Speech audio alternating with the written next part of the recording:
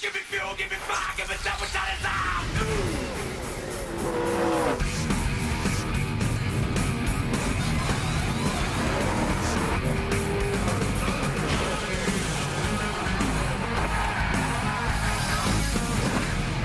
TNT Sports welcomes you live to Virginia as Advil presents Busch Series Racing from Richmond. 250 laps ahead for 43 drivers, including Matt Kenseth, the championship leader in the Winston Cup Series. Former Busch Series champion Greg Biffle and former Truck Series champion Ron Hornaday. Hi everybody, the TNT race family on the road at Richmond. I'm Bill Weber, glad you're here. Fifth place Ron Hornaday is just 79 points behind leader Scott Riggs in the chase for the Busch Series championship. Last weekend, Riggs finished 17th. Just the fourth time in the last 16 races he's finished worse than 9th. That's pretty good. But last Saturday at Darlington in Victory Lane, Brian Vickers. And that's not his biggest news. Let's start with that story and start with Dave Burns. Well, it was announced this week, Bill, that Brian Vickers would be going to the Nextel Cup in 2004 with his sponsor, with Hendrick Motorsports. Who are we getting help from here? Oh, Kevin Harvick, thanks a lot. How excited are you, first of all? Oh, super excited. It's awesome. I can't wait to get up here and race with punks like this. But I'm going to try to learn as much as I can from him while I can. I'm looking forward to it, and it's been an awesome year for the GMAC car. And to have GMAC go with me next year and be in Hendrick Motorsports, it's just an unreal experience. What was the moment like, Brian, when they told you? It's pretty big. There's not enough words to describe it. I mean, I could sit here for hours and tell you, but it's just the opportunity of a lifetime. It's everything everybody would think it would be, and I'm so thankful and looking forward to it. And your car tonight, okay? Yeah, I think so. We didn't get much practice, but I think it felt pretty good. We came here and tested. I'm happy with it. All right, he will start outside row number 2. Matt? Dave, by virtue of car owner points, Kevin Harvick starts right where he finished back in the spring, and that's first. Talking to the driver points leader, you got the championship car owner points starting on the pole. You have to like where you start, knowing track position is so important here. Yeah, I mean, starting up front's pretty key. The car owner points is what we're all about here in this honey roasted payday Reese's car. So we're having fun, man. We got Sugar Ray on our. Yeah, where'd your posse go? They were right behind you, man. They're hanging out. They're taking in the full race experience, so it's pretty cool for me and a lot of fun. So it's we're having fun with the Chevy Rock and Roll 400 tomorrow night, but tonight it's about the Busch car. But the big unknown, though, not a lot of practice. That's what keeps everybody coming back is the unknown of our sport. So it's going to be a lot of fun. I got to go to driver intros now. You go ahead and go. They're calling your name. Kevin Harvick, he starts first, hoping to end first for his season's 4th victory. Marty? Well, Matt, with 9 races left in the NASCAR Busch Series season, the championship race is just outstanding. 19 points separate Scott Riggs, the championship leader, and second-place man David Green. In May here, Green finished 9th, so this time around, his team brought a different, brand-new race car to this racetrack. Scott Riggs, let's talk to you about your race car, and what are the concerns as a championship leader coming to Richmond? Just being careful. You know, we got to survive the first 150 laps and be around the end to race for it. Got a great race car. We finished 2nd here, and we just want to do one more position better. Is it time, 9 races in the season, to keep one eye on him and one eye on the front of them trying to win these races? Well, I think with all the people that are so close in the points, we need to keep an eye on just our race team and stay focused. And all these guys on Nesquik Ford, I think, have the same mindset I do. We're going to pull our blinds in, stay focused on our car, and that's all. He's held the championship lead for 5 weeks, and Bill, tonight, anyone in that top 5 could lead here as a championship leader. That's right, Marty. Do you get the feeling this is going to be one of those wacky Busch race Friday nights at Richmond? 250 laps for the Busch guys tonight. Tomorrow night, it's the Chevy Rock and Roll 400 for the Winston Cup Series, and our live TNT coverage begins at 7 o'clock Eastern Time with the Discover Card Countdown to Green. You'll hear from the stars as they get ready to go race. Dave Burns looks at kill switches in Winston Cup cars. Benny will introduce you to Joe Werner. He drives the transporter for Jeff Burton's team and has 12 very little fans in Michigan. And we'll also go to a party with Matt Kenseth, but we won't be driving home. It's all tomorrow night, 7 o'clock Eastern Time on the Discover Card Countdown to Green right here on TNT, leading up to our live flag-to-flag coverage of the Chevy Rock and Roll 400. And remember, if you miss the countdown, you start the race a lap down. Now, here's a guy who stayed on the lead lap all the way from Darlington to the Charlotte airport last Sunday night.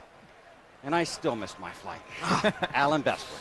I tried. You did. Here with Wally Dallenbach and our special TNT guest commentator for the night, a man whose credentials here at this racetrack need no introduction, but I'm going to give you one anyway. In 9 Winston Cup starts here, he's won 3 times, starts 14th in tomorrow night's race, And he's rubbed his share of fenders along the way, but he's found it very much to his liking here at Richmond, passing the master Rusty Wallace. Tony Stewart, three-time winner here at Richmond, joined us tonight. Glad to have you back on TNT. How you doing? Thanks for having me back. We're kind of excited about tomorrow. We're not exactly sure about our Winston Cup car right now, but I know Zippy and the guys are down there in the pit still before the Winston Cup garage area closes tonight, making some changes to our Home Depot Monte Carlo for tomorrow. But pretty excited. I mean, we had a great night last night winning the Craftsman Truck Race for Andy Petrie in Monaco, and one of our favorite bands, Diamond Rio, was with us yesterday. So I got a lot of guys in victory lane yesterday. All right, you got all your plugs in. Now let's talk about tonight's race. I don't know about you guys. This is one of my favorite places to come see a race because the action's terrific. How about from behind the wheel? Like Tony said, this place is so cool. It's a short track, but it's wide, and you can race on it. It's a very smooth racetrack. You can easily race side by side here, and we're going to see a lot of that and probably some more. So when Weber said, is this going to be one of those crazy Busch Series Friday nights, you nodded your head up here and said, yeah. Absolutely. I'm sure it will be. I mean, you look at Winston Cup practice today. I think we had 3 or 4 cars crash today, so you can imagine what it's going to be like tonight with the Busch Series cars here. I can't quite see out the window to see if it's a full moon, but it doesn't seem to matter here at Richmond. It's going to be a wild night, plus the great championship fight. A lot to look forward to as we get the green flag waving here at Richmond. It's the NASCAR Busch Series here on TNT, and we're getting set to go. Oh, Benny. I forgot about Benny. Yeah, we had to deal with Tony to work here tonight. And so we wanted to give Benny the night off because Wally's going to drive 4 Busch Series races later, and he's going to take those nights off. But Benny didn't want the night off, so we had to find something for him to do. BP, what have we got you doing? Oh, hi, Alan. You know, there's a lot BP, of jobs. BP. There's a lot. What? Point the microwave, would you? Point the microwave. Oh, point. That would be our director, Mike Wells, instructing Benny What do I need, Alan? You got to point that thing where the receiving unit is, BP. Okay. Otherwise, the picture's all hash. How about that? Is that good? Is he good, Mikey? Is that good? It's a thing of beauty. He's good. Okay. I'm just trying to do some jobs tonight, Alan, that every week some guys do, like Lauren lugs this thing around every weekend here on TNT NBC and gives you those great pictures. So obviously, I didn't know what I was doing. Well, you didn't do very well with that job, so maybe we'll have to send you on to something else for the night. A lot more jobs coming tonight, folks. Promise. All right. We'll follow BP's adventures and have us an exciting race, too. And we'll get it all going when we come back to Richmond here on TNT.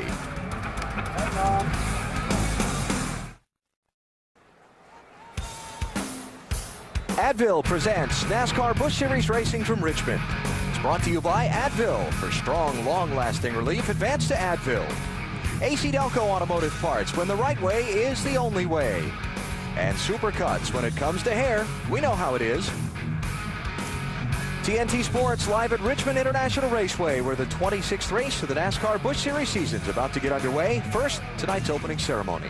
And now, ladies and gentlemen, please rise and remove your caps for our invocation. Here's Patrick Jones, Minister of Youth and Young Adults for the Mechanicsville Baptist Church. Would you pray with me?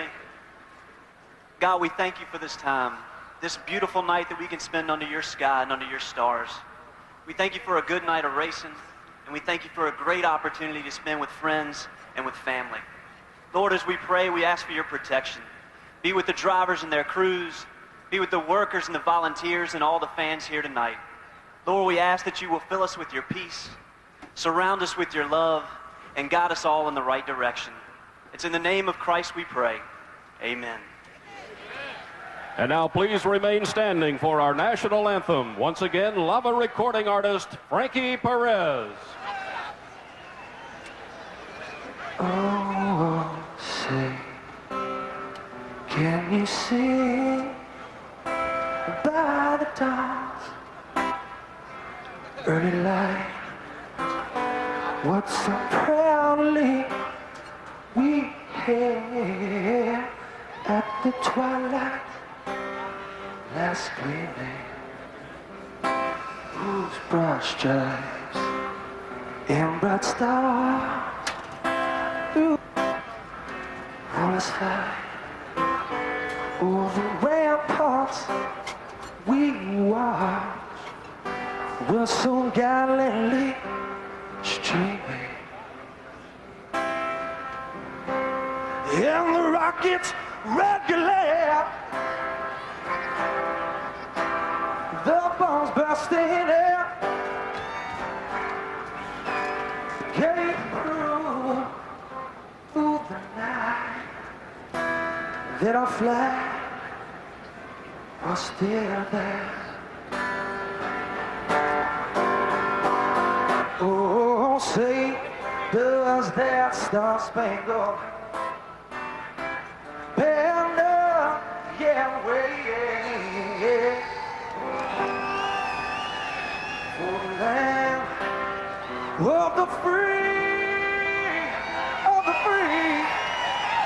and the home of the brave,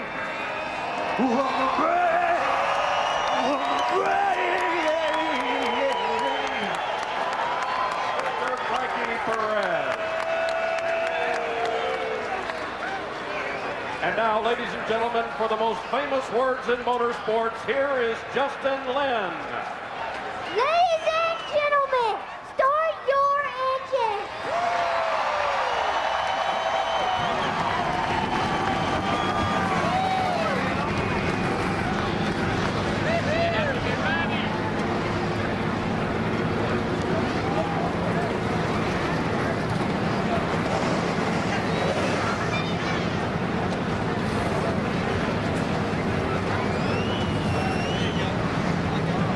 Great crowd here tonight, and they've got a beautiful night weather-wise and a great field of drivers and cars set to go 250 laps here at Richmond. Championship, well, 9 races left in the NASCAR Busch Series season. It just about can't get any closer than that. 5 drivers, 79 points is close. Any one of the first 5 could lead the championship when the checkered flag waves tonight. Brian Vickers moving up 2 spots after his win in Darlington. See what happens as we move on through the evening here in Richmond. How about a look at the starting lineup now for tonight's race? Kevin Harvick on pole. Qualifying rained out yesterday, so the field lined up according to the provisions in the NASCAR rulebook. So owner points for most of the front of the field. That's why Harvick gets the top spot, even though he's a Winston Cup driver. David Stremme in James Finch's #1 this week. Rookie driver with his second go here at Richmond. He'll be one to keep an eye on tonight. Ashton Lewis, hometowner, Chesapeake, Virginia. Less than an hour's drive from here. Important race for him. Greg Biffle driving the Evans Motorsports #7 again this week. Now, where does it start with? It goes from the points. Goes from the owner to points the entry. To the entries, to former champions, to there's a whole list of things in the rule book. Just tell them who's in the race. That's what we're doing. Matt Kenseth going to come from way back in row 14. Saw him come by. Johnny Sauter, row 15. See Tony Raines doing double duty this weekend. Pretty good car in Winston Cup practice. He's from row 17 tonight. He finished 3rd here in the last race back in May. Former champion Steve Grissom in the field. And Casey Atwood going to start scratch in the field. A lot of cars here trying to qualify for this race. Most of them had to, all those guys had to go home without even a chance to run a time trial lap. And Shane Wallace making his Busch Series debut here at Richmond, going to drop to the rear of the field with an engine change on his car. Waiting for the field to roll off to begin their parade and pace laps. Scott Wimmer, one of the drivers who will be in the hunt for the victory later tonight. We thought they'd be gone already and on the pace laps, but it looks like we've got some time. So let's get a break in here before we have the green flag tonight at Richmond. We'll be right back.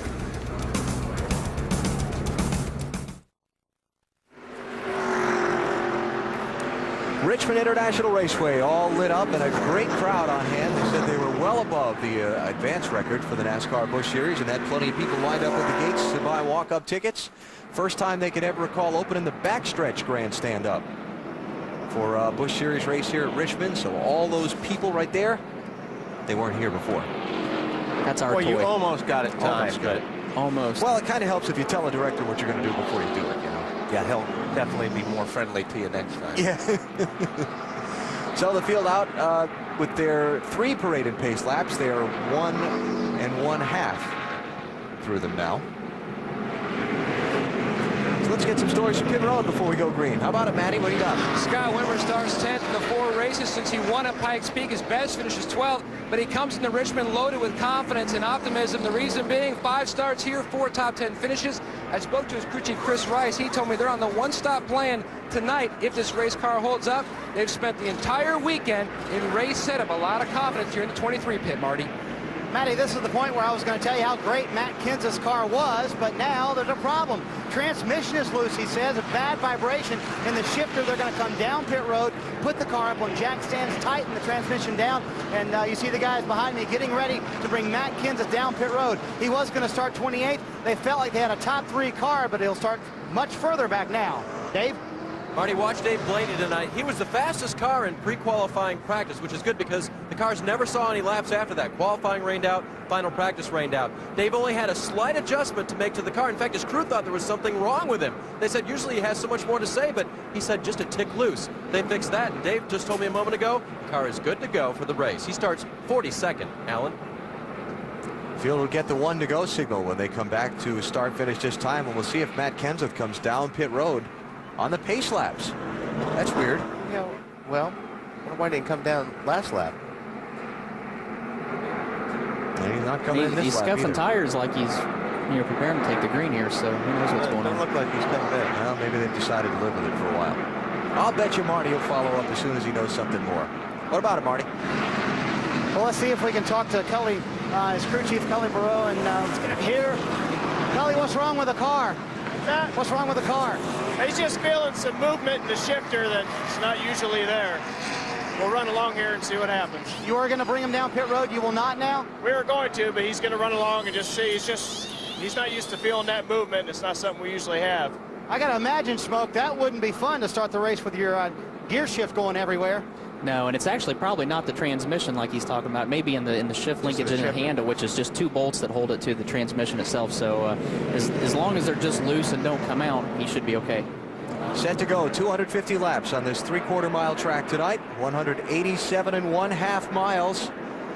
And Kevin Harvick and Scott Riggs bringing the field down for the start of the Funai 250 at Richmond. We're underway.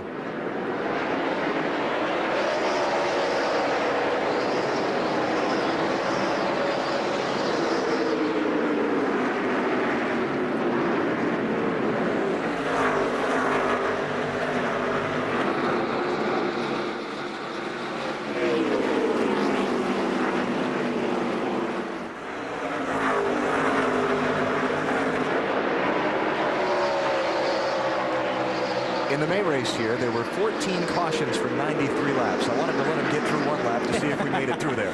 I think we were all holding our breath for that fact. Kevin Harvick leads, Scott Riggs second, David Green third. Ron Hornaday has fallen into 4th, and the first challenge is going to be for the runner-up spot. David Green looking on Scott Riggs. Just not quite enough. Right there's a great example of what we're going to see all night. Scott Riggs is up on the second lane, where Green is on the bottom, and we're going to have a lot of 2-wide racing all night because the bottom of the track has already started wearing out. We ran the truck race last night, and you'll see, if you really look close on the bottom, you'll see a lighter shade of black there. I guess it's actually starting to get gray, and that's where the sealer's actually wearing through to the asphalt. So as the night goes on, hopefully that groove will keep moving up and even make the track wider and possibly even see 3-wide racing at times. And this is a racetrack that has a tendency, you can drive the car in real deep off the high line. The track lends itself for you to be able to do that, so it evens out about the middle towards the exit of the corner, because the guy's going to be on the inside. He's got the shortest way around, but the guy can drive in way deep on the outside. Exactly. This is the race for 6th place. Brian Vickers in the 5, holding off Jason Keller in the 57, and they're double wide behind them. Shane Neal in the white 48, Scott Wimmer.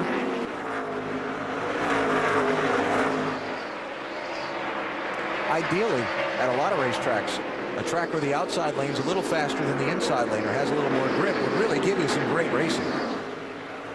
And that's what's great about Richmond. With the 2 ends and with it being a D-shaped oval, as you see him going to turn 3, right there is the tightest part of turns 3 and 4 is the entry right there. As they go through the corner there, the radius of the corner actually increases, so they can actually turn the wheel to the right and gain speed, where turns 1, as they go in the corner here, now it's a decreasing radius, so as they turn into the corner, it gets tighter and tighter and tighter. Right there's the tightest part of the corner. Wimmer and David Stremme there racing after Shane Neal got by Wimmer. There's Stremme in the 1. 26-year-old, South Bend, Indiana, 11th race of the season. 5 top 10s in his first 10 Busch Series starts for Stremme. How about Kenseth? That vibration bothering him much? Well, he's up to 19th spot. Started 28th. Oh, Stremme got way high up in turn 2. Going to lose a bunch of spots right there. Yeah, let's see, he was 10th. He just lost 16th to Mike Wallace in the 4. And he's probably going to catch his heartbeat a little bit too. Yeah, but the good thing, there's a lot of racing left. So whatever the mistake was or whatever happened down there, you can be sure he's probably not going to let that happen again for a while.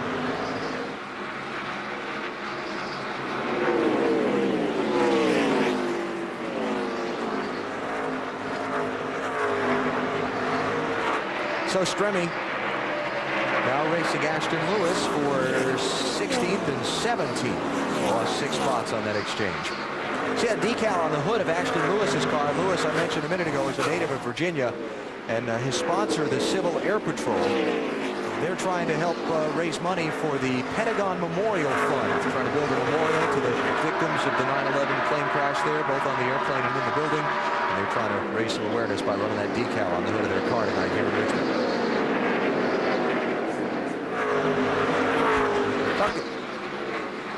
Talking about cars on the move here. Talked about Matt Kenseth moving up a lot of spots. How about Casey Atwood? Started last, up to 27th, trying to take 26th away from Chad Blunt in the 26. That's pretty good little run. Yeah, it looks real good. His car's working pretty good on the bottom and watching the last couple laps. Came from deep in the field and finished 10th at Darlington last Saturday. So Casey's got it going here early at Richmond. And I'm going to predict a car that works that good on the bottom this early in the race is a car that's probably going to be good all night. It's normally 15 to 20 laps into the run, the tires start giving up, and you'll see a lot of guys moving from that bottom lane to the top lane. And we're 13 laps in, and Casey's still going really good on the bottom, so it'll be interesting to see how long he can stay down there before the tires wear out. 12th and 13th here. Stacey Compton in the 59 just lost 11th spot to Greg Biffle. And now Mike Bliss and Casey Kane are on him. And we've gotten 14 laps, and we haven't had a caution flag tonight here in Richmond. Kevin Harvick is out in front. You're watching NASCAR on TNT. Back at Richmond, caution is out. Joey Clanton has just crashed in turn 4 in the 27 car. And he has used up both ends of that one. We knew it couldn't last too long. Yeah. Unfortunately, we don't mean that in a bad way by any means. Well, as always, told you when something happens and we're in commercial, we'll come back immediately and show it to you. And we are under caution because of a crash involving that car for the first time. It's out at lap 17. And it's shorter than it was when it started. Yes, it is. You know what? For as hard as he hit it, it's not in bad shape. Looks like he did it all by himself. Oh. That would be a Richmond rookie lesson. Oh, we get to ride on board. Looks like he just got in really hard. He really got in hard.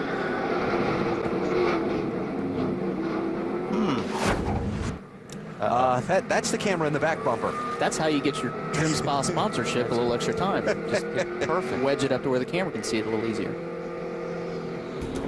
Most of the leaders have stayed on track under the caution. Casey Kane has come in from 12th position. We'll continue our commercial break. We'll be right back. 2/3 of a lap from the restart. You guys wanted to show us something. All right, here we go.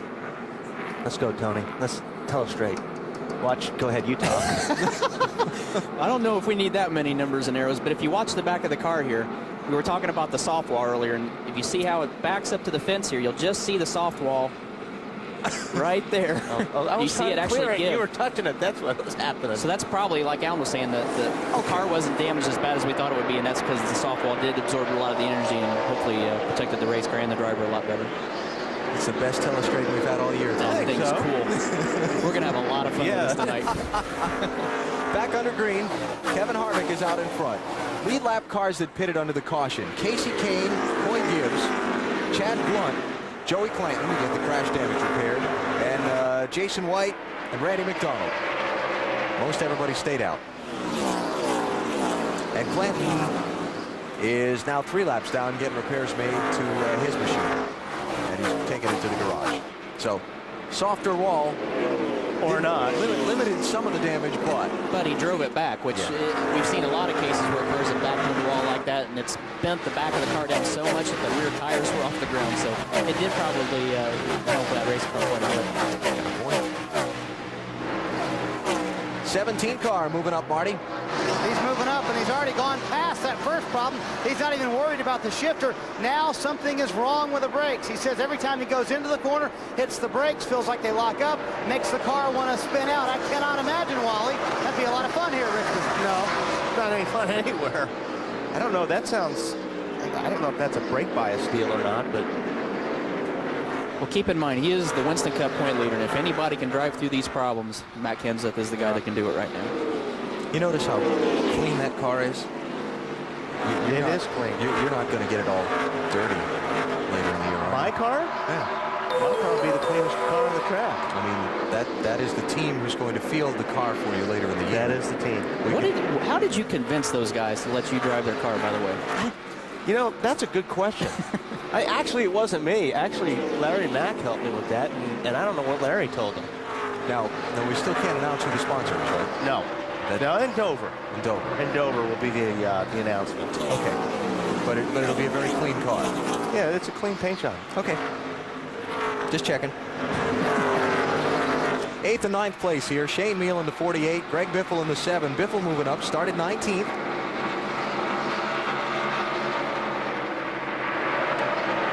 Getting a report that NASCAR is keeping an eye on Jason Keller's car.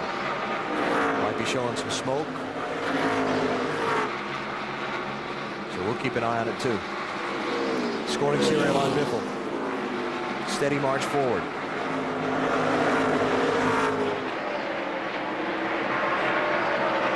Greg Biffle, a Craftsman Truck Series winner here on September 9th, 1999.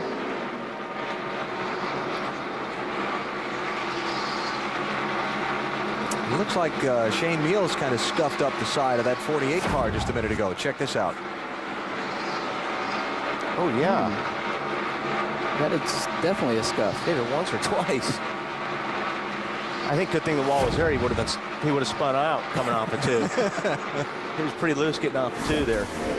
Up front, Scott Riggs started to put some pressure on Kevin Harvick for the race lead. That. Harvick won here back in May. He's got 3 top 5s in 5 Richmond Busch Series races, but he's getting a lot of pressure from the championship leader right now. And they're coming up on the back end of the field after this caution. They've caught the tail end of traffic pretty quickly. I talked to Scott this morning or this afternoon, actually, and he was worried in practice. They could not get that car to turn, and they were really worried. They were glad they didn't qualify. They did find a little problem with front shocks, and they made that change. And he was like, "Man, I'm glad." He says, "Because we couldn't figure it out. Our car was so good here." And nothing, you know, it's kind of like what you were saying earlier. Everything they threw at it, they could not get that car to roll through the center. They found a shock problem. Joey Clanton has gone to the garage. Marty? Well, let's see what happened. A lot of damage to the rear of this car. Joey, what happened? Trying to turn his radio off. What happened, Joey? I mean, it's a shame for our Transport Pontiac team. I mean, the guys worked hard, had a race short practice, but we had a fast race car, and just tried to get on the outside of a lap car and got in there on the outside. You know, it's just my fault. Got up a little too high, and it got up in the slick stuff, and it's slick up there and turned it around back in the wall. I asked him about hitting the soft wall. He said, felt like a wall to me, just like normal. Yeah, but it did. If you think about it, Marty, the last part of that word is wall, Yeah. soft wall. It's still going to be a wall, and it's still going to hurt. Got a slow car on the back straightaway. That is the 39 car, it looks like, of Jamie Mosley.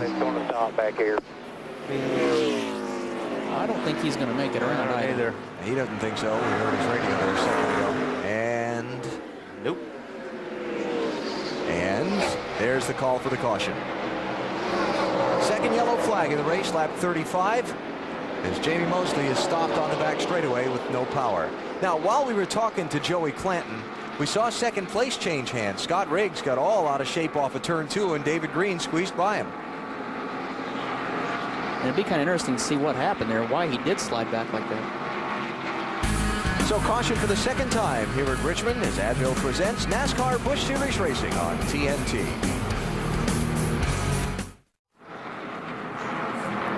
TNT Sports live in Richmond, Virginia with the Funai 250 for the NASCAR Busch Series under caution for a second time.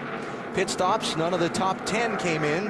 23rd place, wait a minute. Grab your seats, folks. Right, that explains it. Not to get seasick. Wondering why that camera was so shaky. BP, what are you doing? Oh. Take that microphone out of your pocket. Talk to us, man. Hey, man, this is tough. You gave me the hardest camera in the whole place to try to run. It's impossible to try to keep up with these cars going right through there. Impossible. Dean? Benny is on the camera on the inside of turn 3 at the end of the backstretch. There's the look. Dean Kaminsky normally runs that camera very expertly for us. Does a nice job. And these guys are under the caution flag. Imagine going by 3 times that fast. I'll try it. All right, put the mic down and give it a good try here, BP. Okay. Here we go. Let's see how he handles the pan here. Microphone's in the pocket. Nope, Pick a card, BP. Push. He's pushing in. Oh, boy. All right, here we go. Nice pan, Benny. Nice pan. Come on. Go with Hamilton. Follow Go with that Hamilton. 25 car. Oh, very nice. Very nice. Golf flat. Golf flat. Yeah, way to go, BP. All right, give me the Wendy's race menu. I'm going to get seasick if he runs that camera too much longer. Tomorrow, the race for the NASCAR Winston Cup Championship continues with 400 laps. The Chevy Rocket. Boy, Benny has really wrecked our deal up here. It's the Chevy Rock and Roll 400, and we start at 7 Eastern time with Discover Card Countdown to Green. Very nice. Thank you. Send in the relief pitcher. Guess what, guys? The good thing is we've got the one-to-go signal, and we're going to get to watch some racing here again pretty soon. Oh. Nothing changed in the top 10. Harvick, David Green, Riggs, Hornaday, Hamilton Jr., Keller, Vickers, Biffle, Neal, and Johnny Sauter in the 43 car. All the way up from 30th starting spot now to 10th. Yeah, he came a long ways. Yep, very nice. And the guys who pitted, most of the rest of the lead lap all went in. You got Scott Wimmer back in 23rd place, Matt Kenseth in 24th, Stacy Compton in 25th. That's where they're restarting. Hornaday taking a look.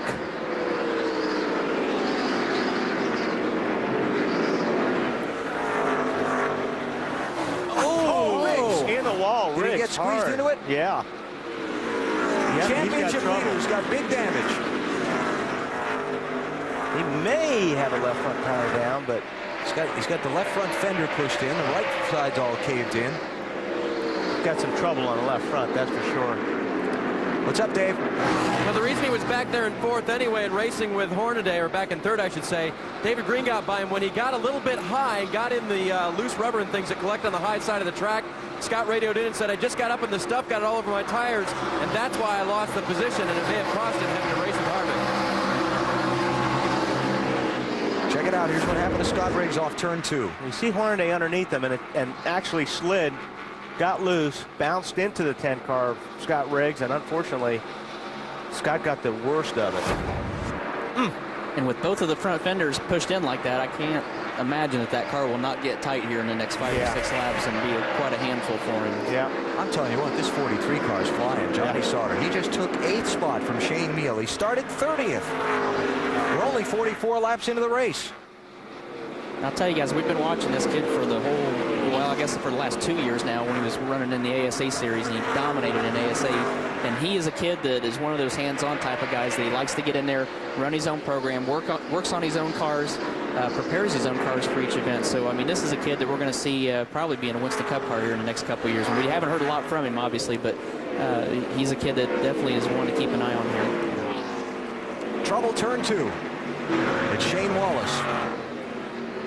He has been up into the wall with the right side of his car. No yellow yet. Scott Riggs is saying, please, really. give me a caution. Well, Shane gets to the pit road. We stay under green. Shane Wallace, a 19-year-old, originally from Utica, New York, been running the Hooters Cup Series on a limited basis this year. Ooh, wow. That looks like something broke on that car.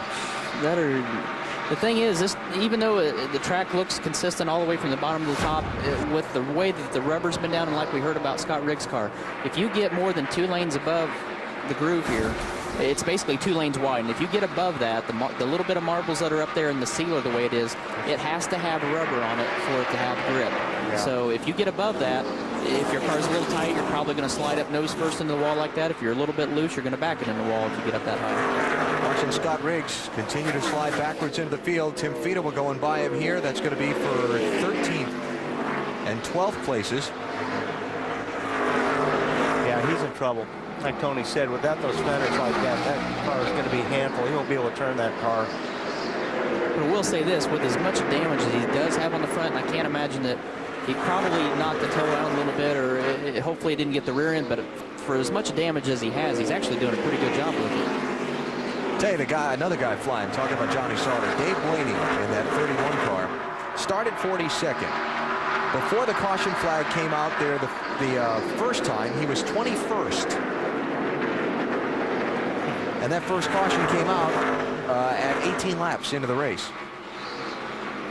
Now he's moved up to 13th and trying to take, just took 12th away from Scott Riggs. Hear that Brian Vickers has just been issued a warning from race control, instructed to settle down. Apparently he just gave Johnny Sauter a little bit of a rough it up with the front bumper of his car. Matt, you got something for us? Alan, after that first caution, 38 with Casey Kane restarted outside of the top 30. Radio communication between Casey and Wes Ward. He said the car is really, really tight. I think we should pit. Wes said no, stay out. And then they looked up. Next time by, Casey's coming down pit road. They made a significant track bar adjustment and put a rubber in the rear.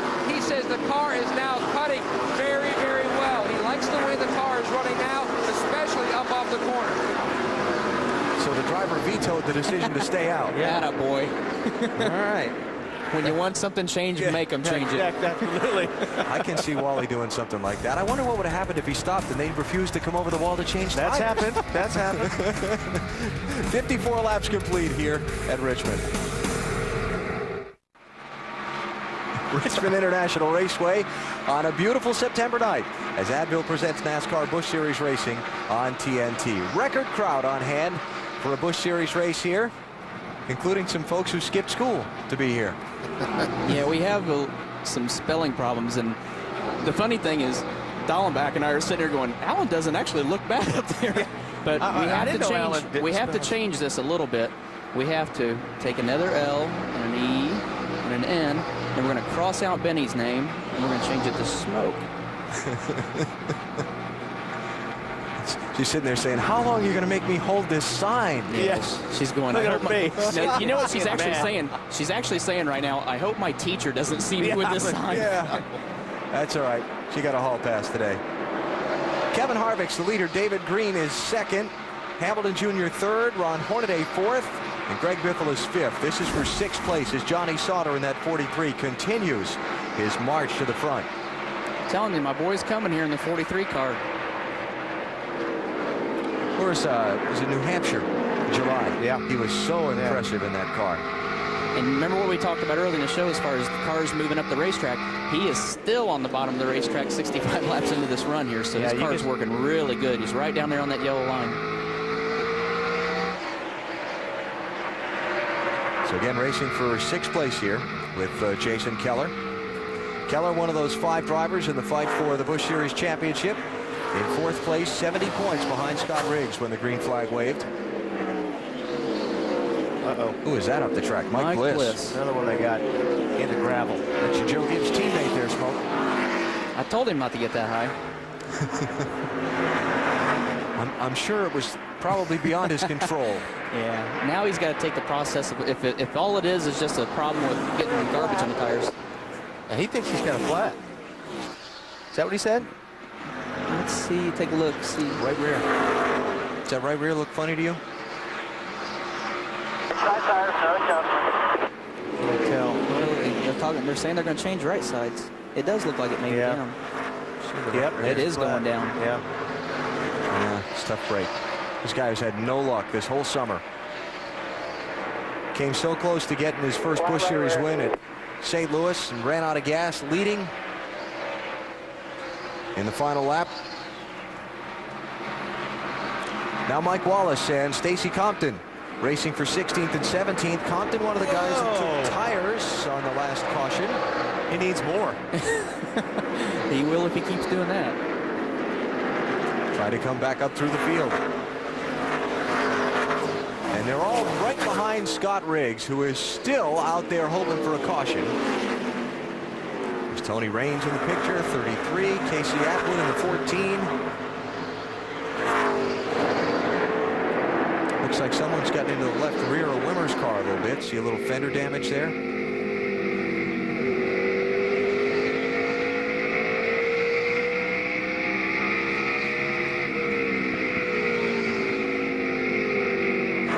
Casey Atwood. Oh, there's a little smoke there. Rubbing.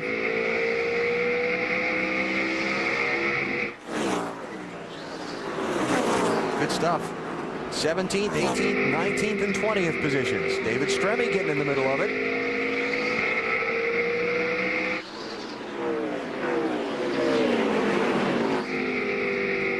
Side by side all the way around. One of the great things about this Richmond track. Love it. All right, Sauter's got the run on him now, and that'll be 6th place. Yeah, that was just a matter of time. And how about Scott Riggs? He's fallen back now to 13th place. Kind of settled in line there, Dave, and it looks like some of the smoke that was showing from that left front fender's eased up too. He radioed into his crew, "I'm doing all I can, guys." Crew Chief Doug Randolph got the whole team together behind the pit box. He drew a diagram of the car. He showed every man where he wanted them to be when Scott finally pitted, what damage he wanted them to fix. They have a plan, and if they can just get a caution, Scott believes he can drive the car and not fall down too far before they can come in and fix that. He's running 10th. Excuse me, he's running 13th now. He's a half a lap behind the leader, Kevin Harvick, as Harvick comes up to complete lap 74 of 250. You're watching NASCAR on TNT.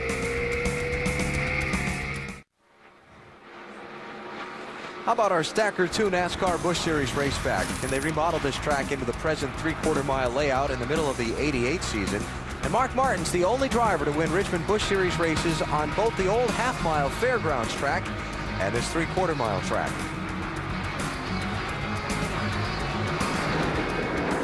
Kevin Harvick trying to make it back-to-back Richmond wins.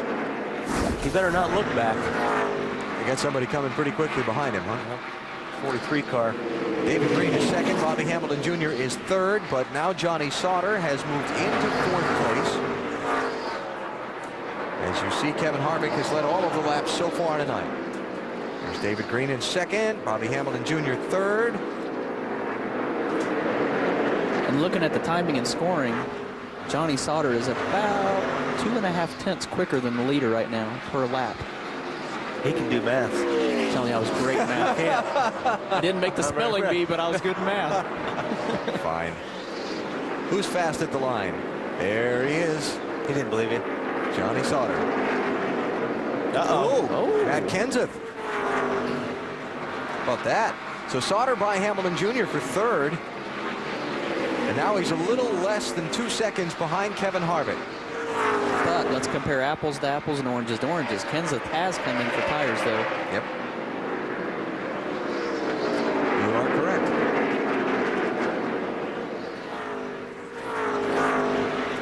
So Sauter, keep an eye on his lap times and see if he's able to whittle away that deficit he has to leader Kevin Harvick here. Very impressive run. Onboard view with his brother. 56 car, Tim Sauter. Of course, tomorrow night during the Winston Cup race, we'll have a lot more onboard views for you. You can order on the NASCAR in-car on in-demand package. Get in-car camera channels, virtual dashboards, real-time in-car data, and live team audio. 1-888 Sports In on digital cable. Right along with your favorite driver.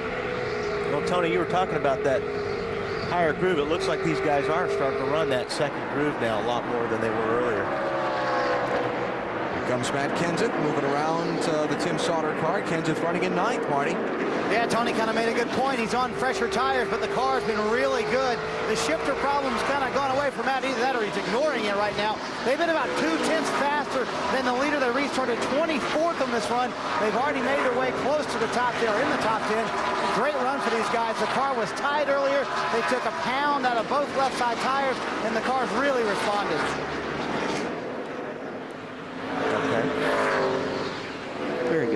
Matt Kenseth on his march back up through traffic after his pit stop. Let's mention that Chad Blunt's car has just been taken to the garage and retired with an engine failure. Stanton Barrett, we saw Jamie Mosley with his problems earlier in the garage. And for second place. Now we'll see what Harvick's got now, because he can't just ride now. No, especially not with all that traffic in front of him and a car coming from behind. Johnny Sauter, 0.6 of a second behind Kevin Harvick. 90 laps complete of 250 here tonight at Richmond.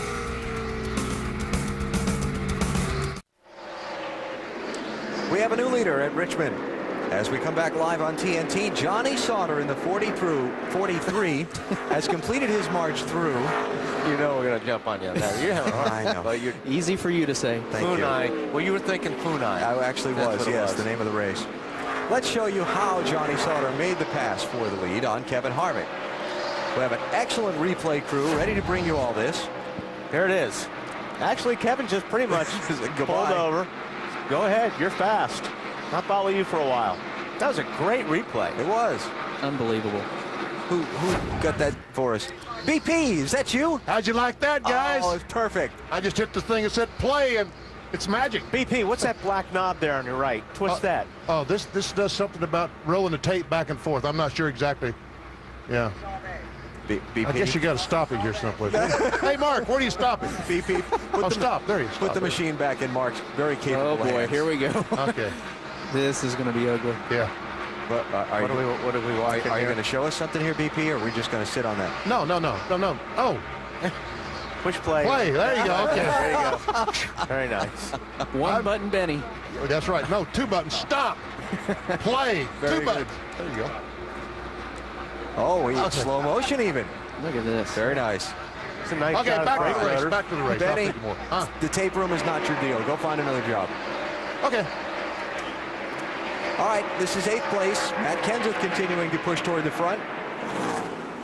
Tell you what, some of these guys who have not pitted yet, like our leaders. I'd like to know, hey, Marty. I know you got a report on the 5 car, but when are these guys going to come in and pit? Well, I think they're going to try and wait till the next caution. I was going to ask Butch Hilton that very question in just a moment. Kevin Harvick is currently running in the now 4th position. He's fallen back. His car's a little bit too loose. But talking about the 5 car, Brian Vickers, they came here and tested Wally, ran a lot of laps. They actually wanted to run at night, but they got rained out 2 nights in a row, so they never got to run here at night. So my question is for you guys, do you really learn a lot by testing here during the day when you're racing at night? I think the reality of it is whatever you have during the daytime, you know that your balance is going to be tighter at night. This track always seems to tighten up in the evening, so it seems like if your car is just a little bit on the free side, you end up being all right. Whoa, caution. Car on the wall, Randy McDonald, turn 3. Okay, one party was right on his pit information. Right on. I think I'll just wait till the yellow comes out. Yeah, that's what I'll do. You a long wait or a short wait? I'm not going to pit under this caution. I'm going to wait till it goes back green, then I'm coming in. I don't want you as my crew chief. Caution is out, lap 103. Randy McDonald finding the safer barrier in turn number 4. This isn't a BP replay, I don't think. He may get a bump here. I can feel a help. bump getting up. He got kneeled. Yes, he did. And that's going to leave a mark.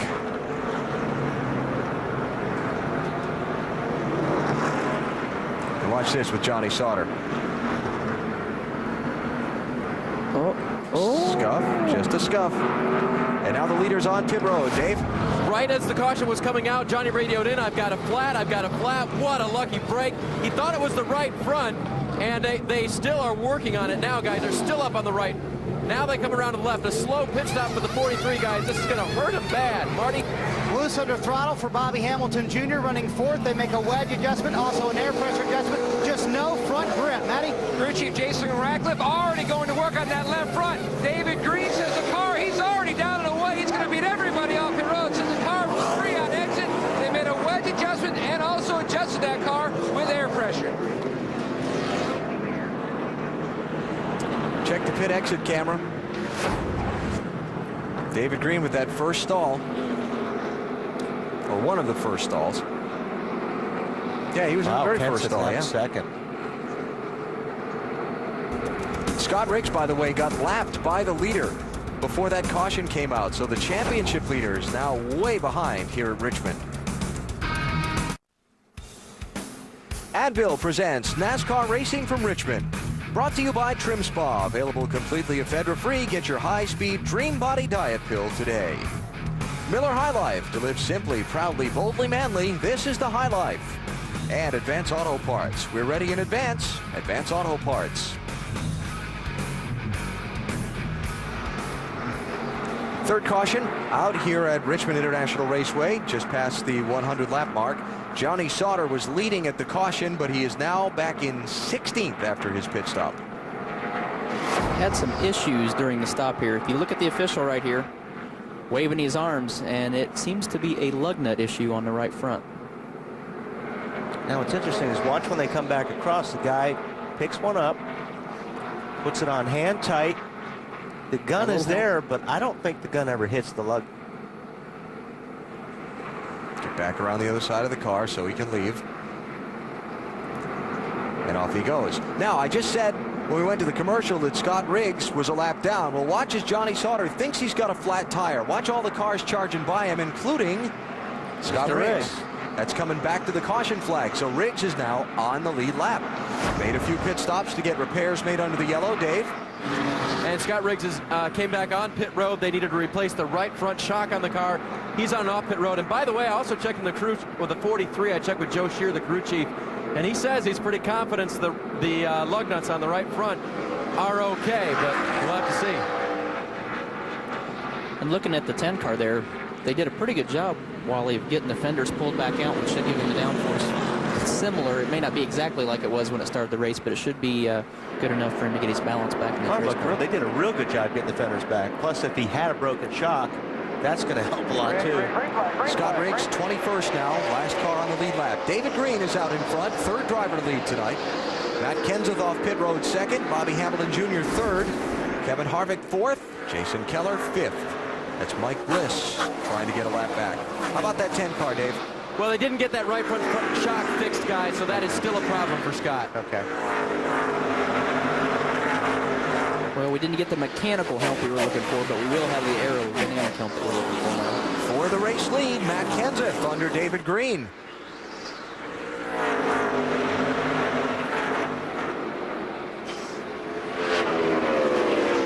Not yet. And this is the hard part. Last night it was really tough in the truck race. If you had a faster truck, you could get down below these guys that were running the outside, but the grip isn't there like it is on the high side. So even though you may have a faster car, you may not be fast enough to get by. And there's a spot right there that kills you if you're on the inside, because you can't let that car drift up. So you're pulling the steering wheel with scrubbing off the speed. And that guy on the outside line, he has more momentum, so pulls ahead just a little bit. Exactly. This is the kind of racing these fans packed this racetrack to see. Side by side, lap after lap. This is why we need more 3/4 mile tracks, potential track owners in the future. We don't need any more 1.5 mile tri-ovals. This is better racing. What about a mile version of this track if they stretch the straightaways just a little bit? I'll be honest, I think these 3/4 mile tracks are good size. Like you're seeing here, we've seen these 3 cars that you can throw a blanket on for 4 or 5 laps now in a row, and they'll stay like this for probably 3 or 4 more. I think the longer the track, the faster you get, the more aerodynamics it becomes on these race cars. And here, it's a nice combination of aerodynamics and mechanical grip. You got to have the car set up, but you got to have a pretty good body on it too. So what you're saying is if they get that track built in New York City somewhere, you hope they take these blueprints. Exactly, or something similar to this. I mean, just think about all the acreage you would save by building a 3/4 mile track that you can pack the same amount of people around. All more parking for the fans. Exactly. Yeah, I'm all for it. I love this racing. In New York City, it'll be valet parking and you'll arrive by taxi. Yeah, that's okay. So David Green gives up the lead, gives up second to Bobby Hamilton Jr. Now here's Kevin Harvick working on him for third. Mike Bliss there in the 20 car is 2 laps down. 27th place. Remember the green flag pit stop he had when he had the right rear going down. Inside with Jason Keller. You know, and if you're Bliss, after watching Robbie Gordon make up 3 laps in the May Winston Cup race here and finish 4th, it's too early in the race to say, I don't want to be up here messing with the leaders. You got to stay in contact and try and get one of those laps back when the caution comes out. Absolutely.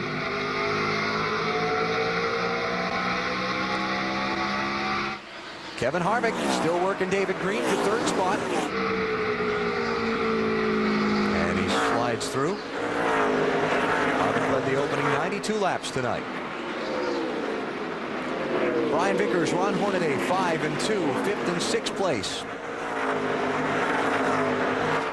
Hornaday's car, a little different paint job here tonight. That's the Frankie Perez paint scheme for the Chevy Rock and Roll 400 weekend. Perez, the gentleman who sang the national anthem earlier. Got a big hit CD out. And Dave Blaney, who started 42nd in this field, right behind him, and running 8th.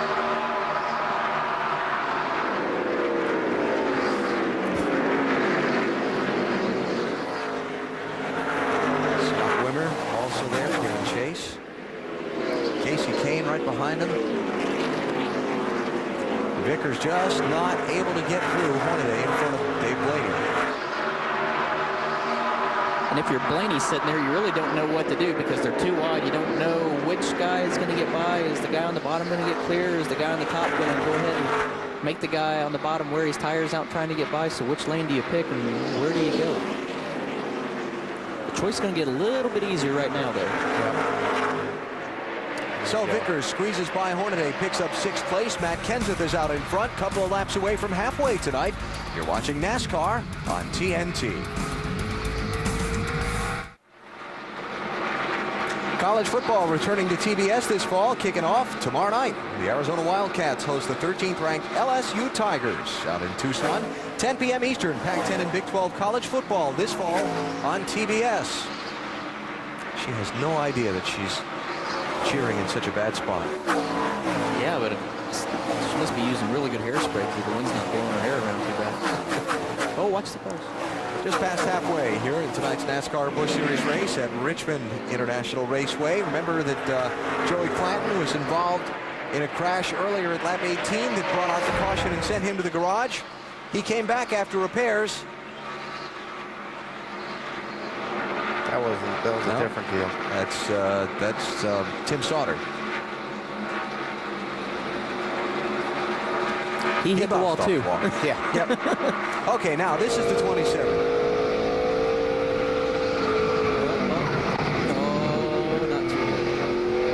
Almost clear. Yeah. Wow. Something broke or went down or something. To cross that far up the racetrack. Yeah, that was. Yeah, that's the right front fender, and it gets pushed down when you hit the wall like that. So Clanton has gone back behind the wall for more repairs on his car, or perhaps to call it a night. Change of position, Shane Meal just slipping by Jason Keller for 6th place. Tell you what, Shane Meal's done a nice job this year. He was a little wild last year in his Busch Series rookie season, but he has really settled down and really matured a lot as a big league race driver this season. Yeah, he really has. Just the most important thing is track time, and that's what he's getting. He's finishing races. He's getting a lot of experience, which is what he needs right now. But, he's one of those guys, probably, in my opinion, most improved driver for the year. Brian Vickers by David Green for 4th place.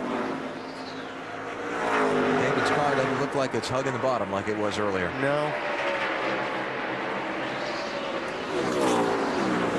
David is now running in 4th. Scott Riggs is running in 20th on the lead lap after his damage. David looks like the car got tight all of a sudden.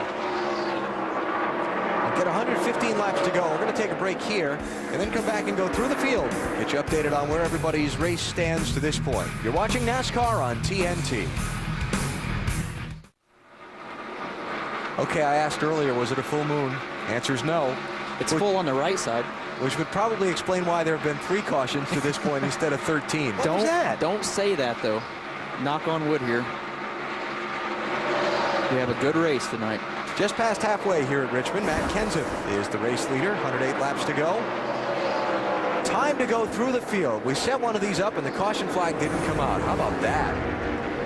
start with the leaders pit. Marty? Guess what they're talking about down here, Alan?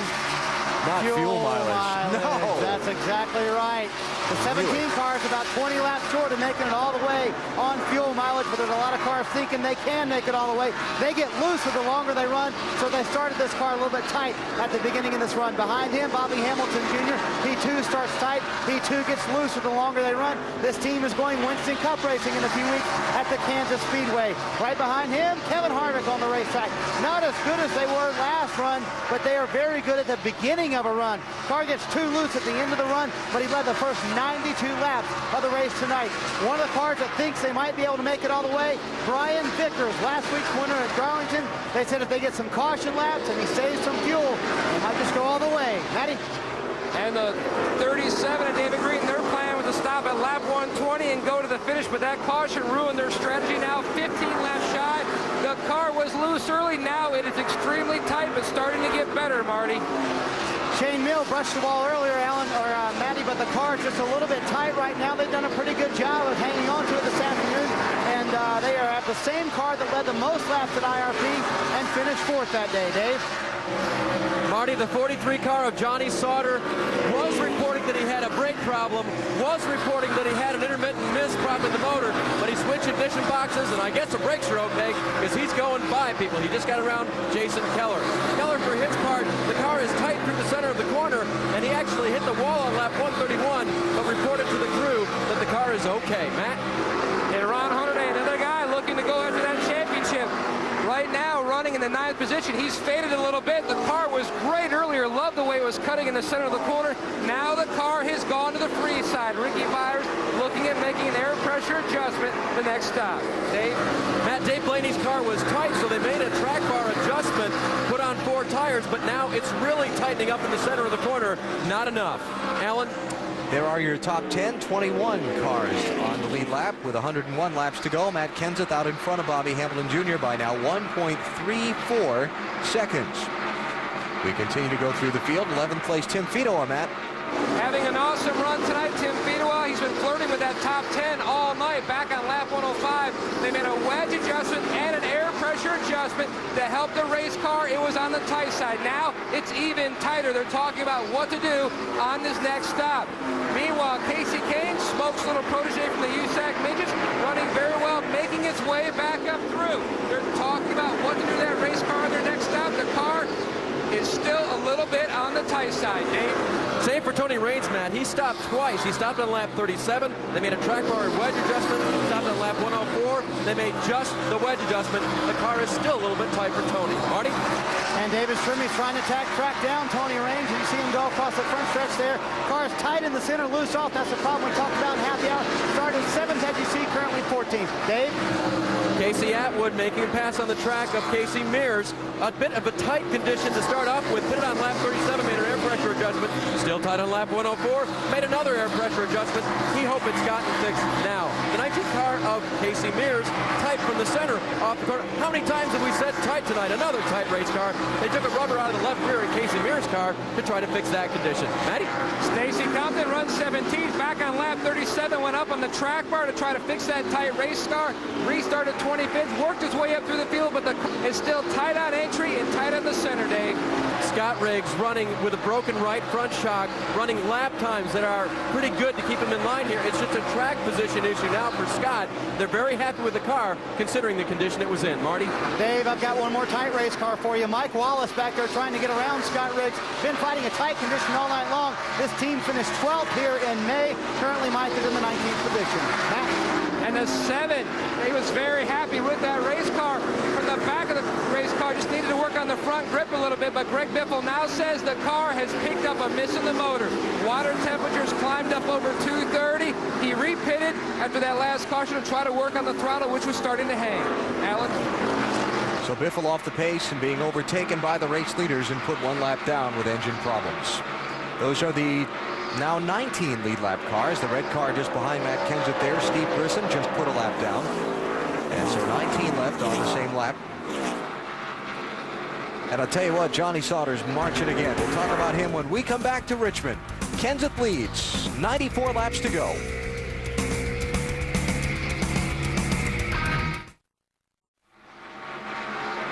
Advil presents NASCAR Busch Series Racing, Richmond, Virginia. Tonight's 250 lapper, 87 circuits from conclusion. Matt Kenseth is well out in front. More details, more information, more for you to follow online for the NASCAR action from the racetrack this weekend with NASCAR.com's Track Pass, free 14-day trial. BP really likes that word free. You that way there, Smoke? That's my favorite word. Okay, check it out, NASCAR.com.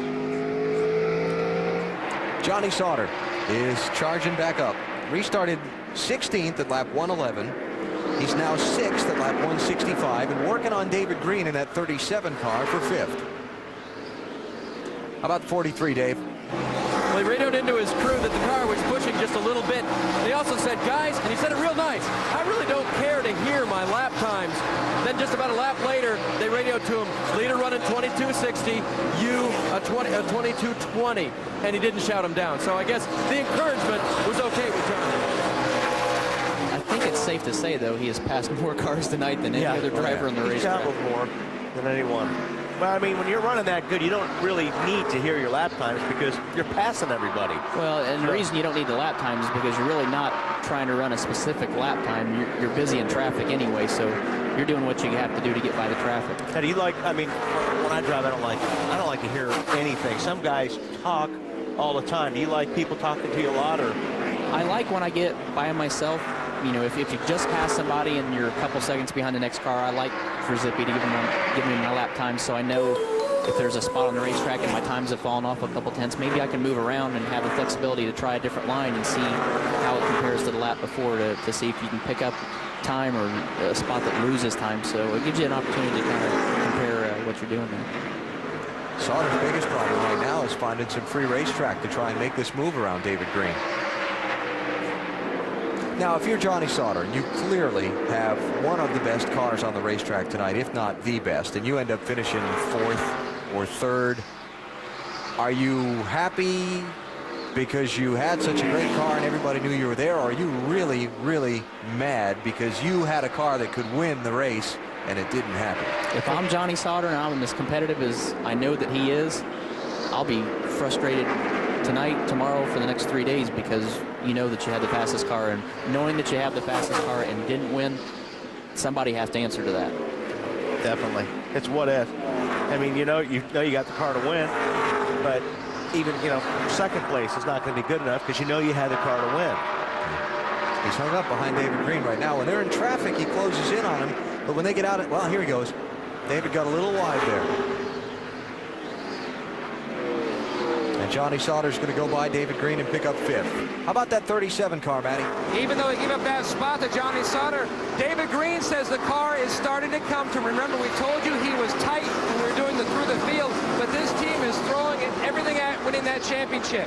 They entered tonight 19 points out of 1st. They've got a brand new drop snout chassis. Also changed engine programs, at least for tonight. They've got a DEI engine versus their Bill Davis engine program, which they won twice this year with. But they feel like the 5-car Brian Vickers is coming in that championship chase. They have to try everything. They can't play it conservative if they're going to win the championship this year.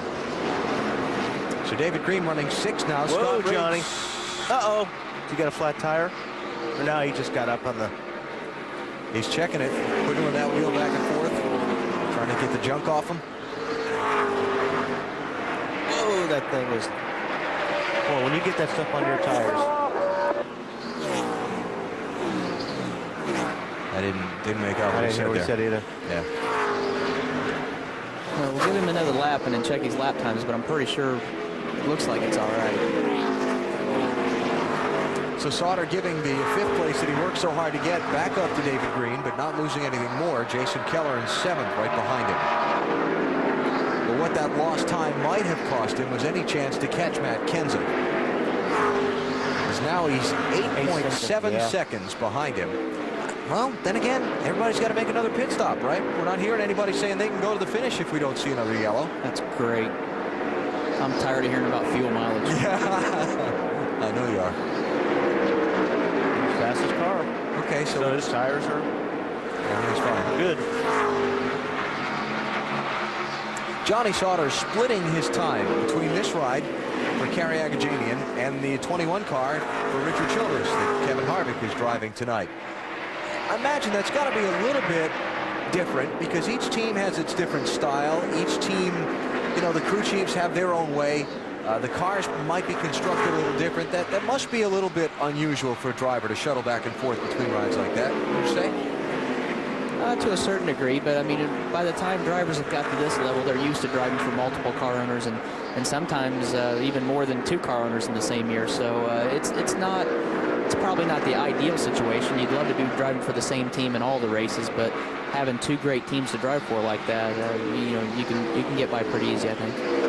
Heard David Green, the report from his pit by Matty there, that the track was coming to him. He's caught Brian Vickers to race him for 4th. How about the caution? Turn 2, got a car up there scraping along the wall. It was Casey Mears. Yep. Knocked in the right front corner. On the target car. Hang on, Casey. He's still... Something broke on the thing. I'd say that looks like it's towed out a little bit. The tire's pointing northwest, and it's... I just turned going in and jumped sideways off me. So caution number 4 is out of this race. Your steering all messed up? Yes. Yeah, it's all messed up. I hit the wall pretty good. Take it to the garage. And the fuel mileage is now out of the question. I don't know. It felt like something went bad because all of a sudden, as soon as I start to cut the wheel, it just jumped sideways going in. So they'll all come to pit road here.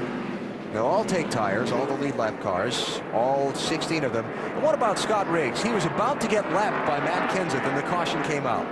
And they get another chance to come back around and make up 3/4 of a mile and put some fresh tires on it. Dave? All they told him was 4 tires and 1 can of gas. If they made any change to fix the pushing condition, it's a slight air pressure change. Marty?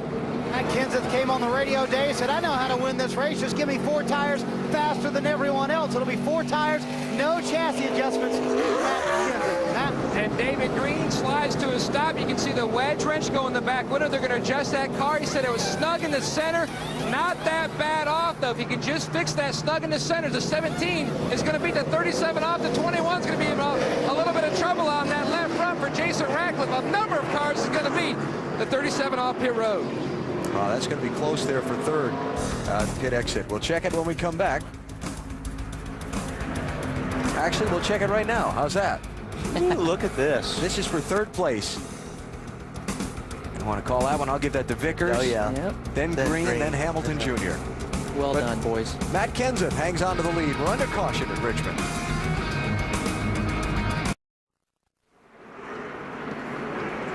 Coming to the green flag here at Richmond International Raceway. 66 laps to go as we get the restart. Fresh tires on everybody's car. And Matt Kenseth out in front. Kevin Harvick 2nd. Brian Vickers 3rd. David Green 4th. Bobby Hamilton Jr. 5th. Harvick clears the lap traffic. Goes after the race lead. But David Green had all kinds of trouble there in turn 2. Got away with it.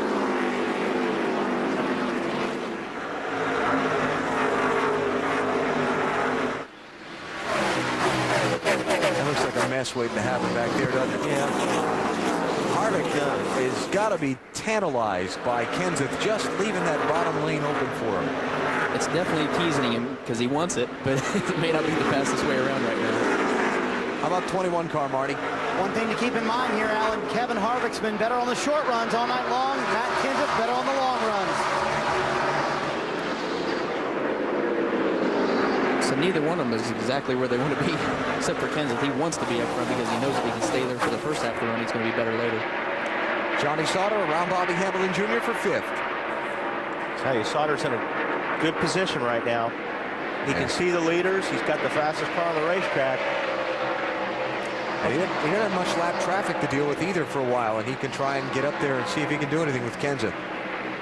Dave, what do you got on the 43? Well, how about a recovery for that crew? You know, after that horrible first pit stop, they come in 6th, they go out 6th, they didn't miss a beat. Real good. And that's when they needed it, too, this last pit stop. Because that's it. So Sauter finds himself again racing with David Green for 4th place. His quest to pass 100 cars continues. Yeah. Man, that car is just working on the bottom.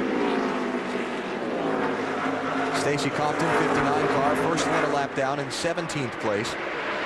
Not only does it cut, it's getting off the corner good. Yeah, it's doing everything he's asking it to do right now. And it looks like David Green's car is still not cutting in the center like he wants it to. Still tight. Johnny Sauter running faster last lap than leader Matt Kenseth. The lap car of Compton to deal with, and then the next one he'll have to go after will be Brian Vickers in third. Compton gives way. I don't think he gave way. I think Sauter just took it away. Yeah.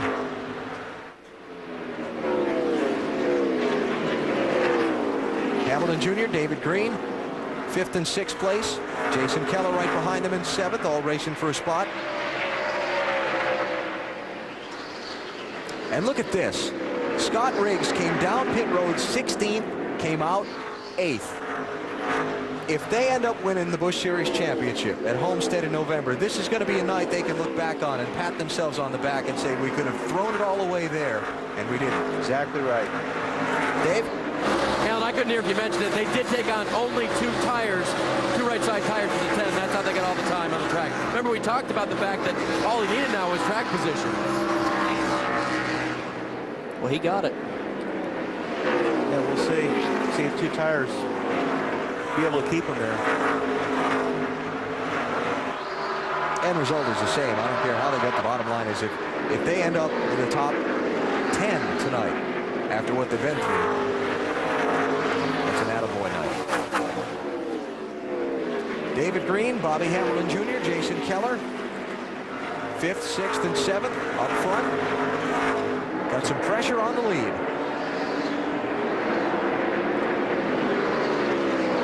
As David Green works the lap car. Here's Kevin Harvick working Matt Kenseth. Kevin Harvick, winner of the NASCAR Busch Series race here in May. Matt Kenseth, winner of the NASCAR Winston Cup race here last September. 2 of the top 3 in the NASCAR Winston Cup championship standings. Out here getting a little extra exercise on a Friday night.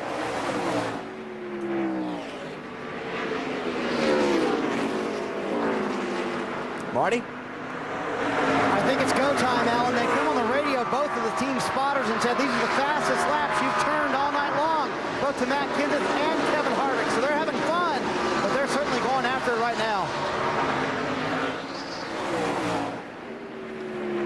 Listen to the stats on these guys this season in their Busch Series competition. Matt Kenseth has run 10 races this season. 6 top 5s, 7 top 10s. Kevin Harvick has run 11 races. His worst finish is 10th. He's led all but 1 of those 11 races. He's led the most laps in 6, and he's got 3 wins.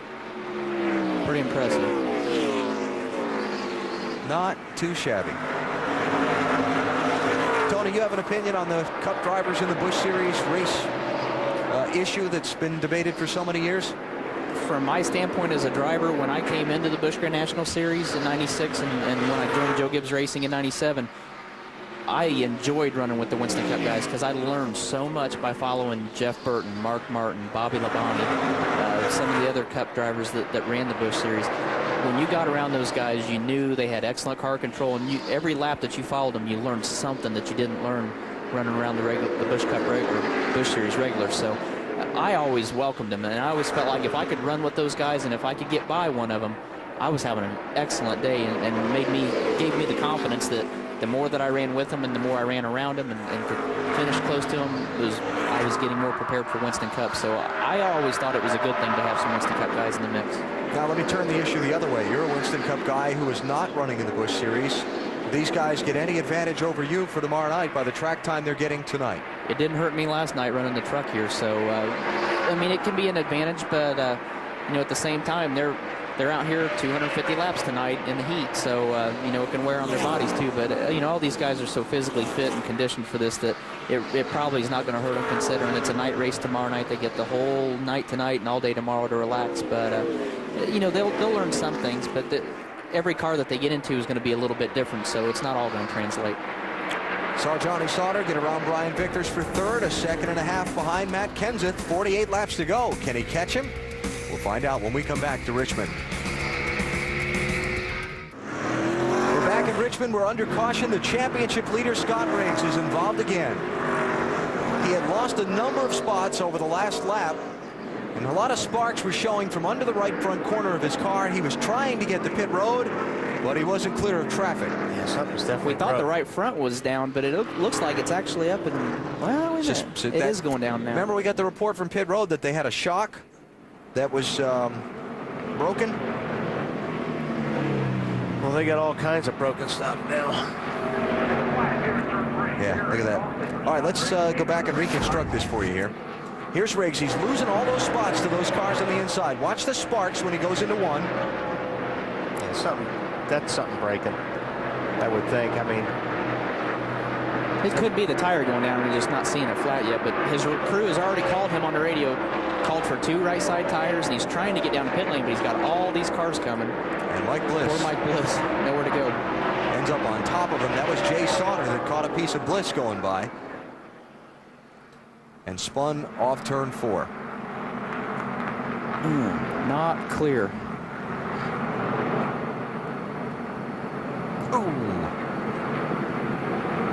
Both of those guys have had a rough night tonight. He got a good look at the underside of that 20 car. Riggs did. Look at that. He's right on top of him. Yeah.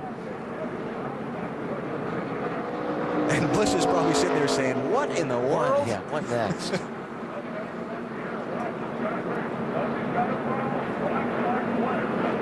He just had nowhere to go. Man. So Riggs has been on pit road and back off, and will continue to follow the plight of the championship leader with 42 laps to go.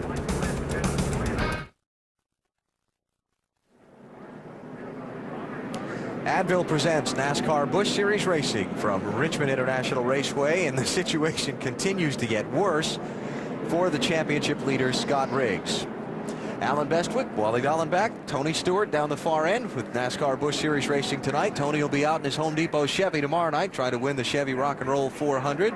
Need to find a couple adjustments on that thing for tomorrow night. Zippy's down there working on it right now, so I'm up here playing with you guys, and Zippy's working, so he always takes care of us. Hope you're having a good time playing. I'm having a blast. Okay, that's good. Scott Riggs. Scott Riggs. What else can go wrong? I'll tell you in a minute. He's about to get a lap penalty. He went speeding down pit road just after the caution came out to try and keep from losing a lap. He went through at about 90 miles an hour. So NASCAR told him, if you speed again, we're going to penalize you for a lap. So last lap, he was in getting repairs. They dropped the car. He blasted out of pit road to try and keep from losing a lap, and NASCAR called him in, and they're going to hold him for a lap. And they're changing that shock right now. All right, BP, where are you now? Well, I'm down in the graphics department, guys, working with Patrick and DT, putting those graphics up on the screen, and we seem to have a problem here. Too many ends? Too many ends. Yeah. 1972 champion? It was 73 and no S on the end. Okay. Just hit read. Let's see, where's Reed? Oh, right there. Correct, BP, we're going. Hey, there you go. Okay. It's amazing. You guys are great. Very, very nice. And Benny misspelled his own name. Now, that's the second time the 43 cars lit up the rear tires on the restart. Yep, he did it that time too. Last time, both times he restarted. Got a lot of wheel spin. We had trouble with that in the truck last night. Every restart, it was hard to go from second gear and not spin the tires once you hit the accelerator on the restart. Sauter tried to deal with the lap car of Stacy Compton pretty quickly and stay in contact with the top two. You see he slides by him there. Brian Vickers trying to follow him through. Stacy Compton, 59, 16th place. What's that? That's Riggs again. Whatever they tried to do to fix that thing, it didn't work. Okay, so remember what I said about everything they've done to stay, not make this a real bad championship night? Let's see what's dragging, what's hitting them. It's that happening. would be the bottom of the race car. That'd be the metal on the bottom of the race car. It is unraveling quickly. Normally we would say, just keep going. Eventually it'll grind off what it doesn't want. But that might be a little worse problem than that. That's quite a bit of sparks. Hamilton Jr. and Brian Vickers for 4th and 5th place. Hamilton Jr. through.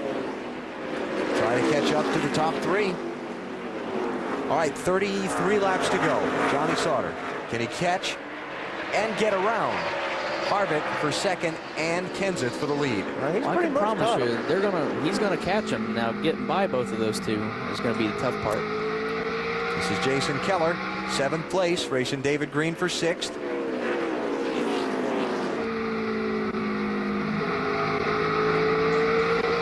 And you know, both of those guys are sitting there knowing what problems Scott Riggs is having tonight, and knowing how important the championship is right now. They're going to race each other hard, but they're not going to take any unnecessary chances. They're going to cost them a chance to catch up on points tonight. How about 37 car, Matty?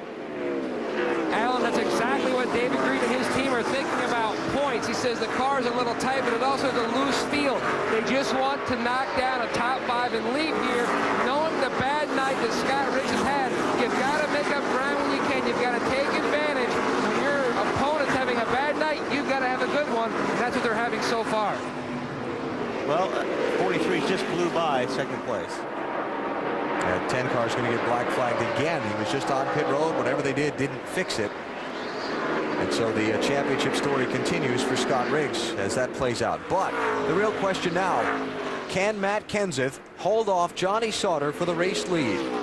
Johnny Sauter marched from his starting spot of 30th place to 11th.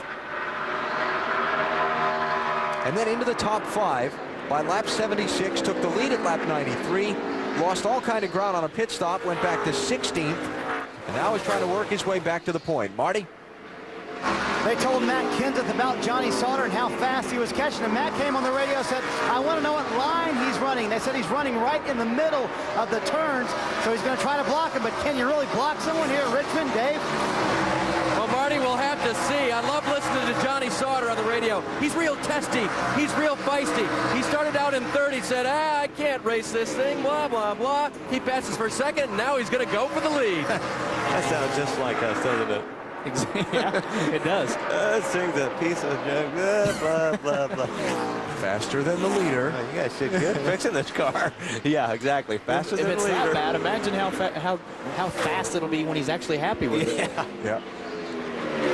For the top spot, Johnny Sauter stalking Matt Kenseth, looking for a slip, looking for a wiggle, looking to just get a run up off a corner and put the fender underneath him. Got 26 laps left to get it done. Is this the opening right here? Couple slower cars ahead. Sorry. I can promise you, Matt is watching in his mirror, watching to see where he is, and I can guarantee if he looks up in the middle of the corner and he doesn't see him, he's going to know he's down on that bottom side, and it's going to start playing on his mind. By the Mike Bliss lap car. Regardless of the outcome of this race tonight, Sauter has to be proud of his performance. I mean, he has had an excellent night. He's obviously a little faster than Matt here. Oh, yeah, definitely. But just can't get by. About 17, Marty. Well, under the last caution, Matt Kenseth came on the radio, said this set of tires is not as good as the last one. It's making me too loose in. I can't get on the throttle, and I crash on the racetrack. Casey Kane has just scrubbed the wall in turn 2, no caution. And Johnny Sauter continuing to work Matt Kenseth over for the race lead. Casey Kane was running in 10th when he got up there and scuffed the wall. It's going to cost him 5 spots. He's back to 15. There we go. There it is. Use him up there a little bit. That was a nice move. Very nice. Johnny Sauter out in front.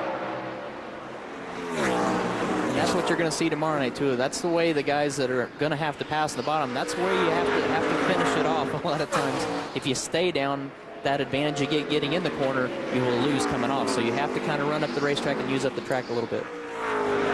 Final commercial break before the checkered flag, barring caution flags. 22 laps to go. Johnny Sauter in search of his second win.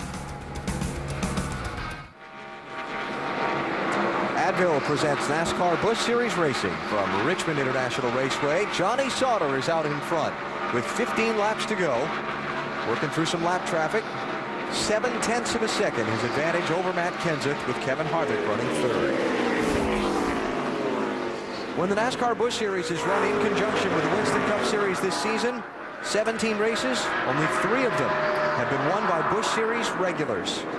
Bobby Hamilton Jr. at Chicago, David Green at New Hampshire, Brian Vickers last week at Darlington, Johnny Sauter bidding to add his name to that list. Best come from behind win. Bobby Hamilton and Harry Gant started 29th. September's 89 and 91. Johnny Sauter started 30th. That would be Patrick and the boys down in graphics that BP was interrupting earlier. The BP is no longer in the graphic. It was spelled correctly, so. So we know he's in there. He's out of there. He's moved on to another job here. We may see it before the end of the night. Not sure. About the only thing he hasn't done is drive the production truck. Caution.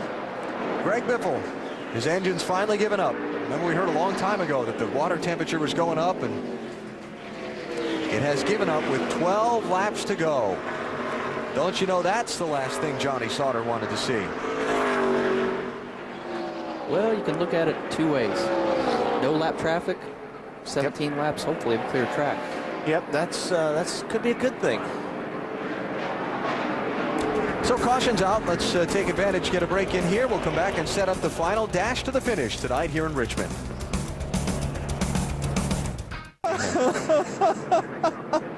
We're back in Richmond. Wally and Tony are amusing themselves. Hold on here. I'm going to need the Advil here in a couple minutes. I think mine was better.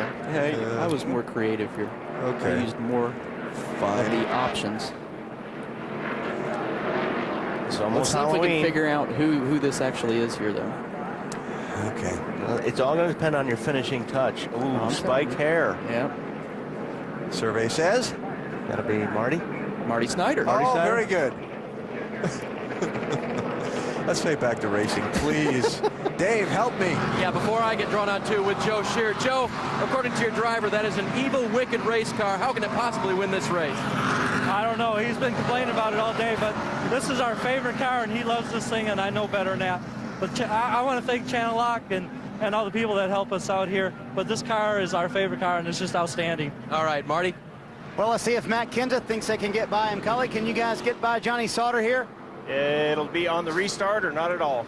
There you go, on the restart or not at all. Matt said that he noticed last time that Sauter spun his tires, but he said, so did I. So I don't think anyone's got an advantage here. This is going to be fun to watch because, like I said, that 43 car's had a hard time on these restarts. And I think the 17 car knows it. And the restart comes with 7 laps to go. Johnny Sauter trying to hold off the Winston Cuppers, Matt Kenseth and Kevin Harvick for the win. He spun him again. Yeah, sure did. Got away with it. Got a little oil dry on the track. Look at Kenseth. Jump to the outside.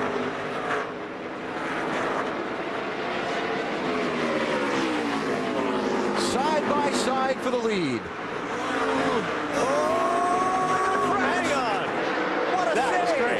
Good stuff. Here comes Kevin Harvick, 3 wide for the race lead. This won't work. Sure it will. 3 really talented drivers right there. You got it. You're the man.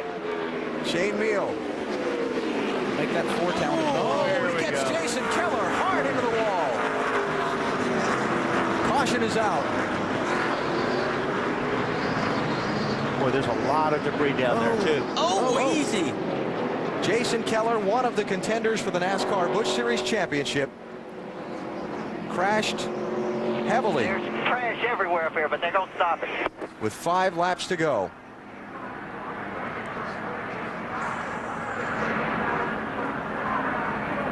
The pace car is out in front of the field and stopping them on the back straightaway. If they had come around one more time, they'd have been beyond the point where NASCAR would have put the red flag out to stop the race. Well, I know everybody on TV can't hear the crowd, but we can hear the crowd, and they're applauding pretty heavily now that they threw the red flag. They want to see this thing go green to the finish.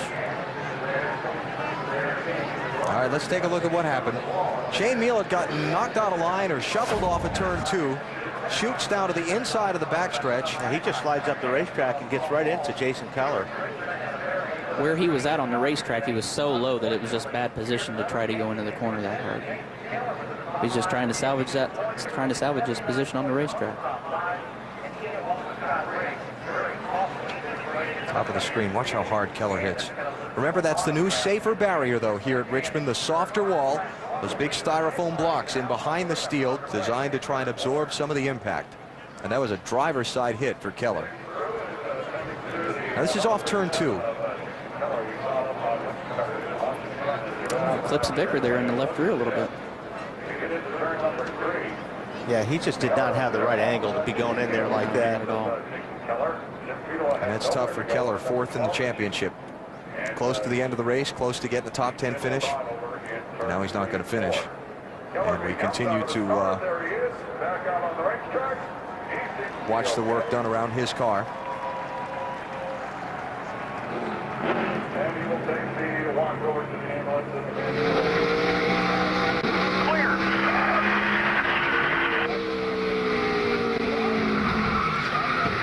We're in the crash. 48 just wrecked us, Smoke. 48 just wrecked us. See, keep rolling, buddy. Keep rolling. Keep digging. Shot. Well, the good thing was seeing moving right away there. Yeah. And Jason has just gotten out of the car and walked over to the ambulance for the trip to the care center, which is good news. Now, how about that excitement between the leaders? Matt Kenseth jumped up to Johnny Sauter's outside in turn 2. And that was cool right there. Look at this slide. What a great job both guys did.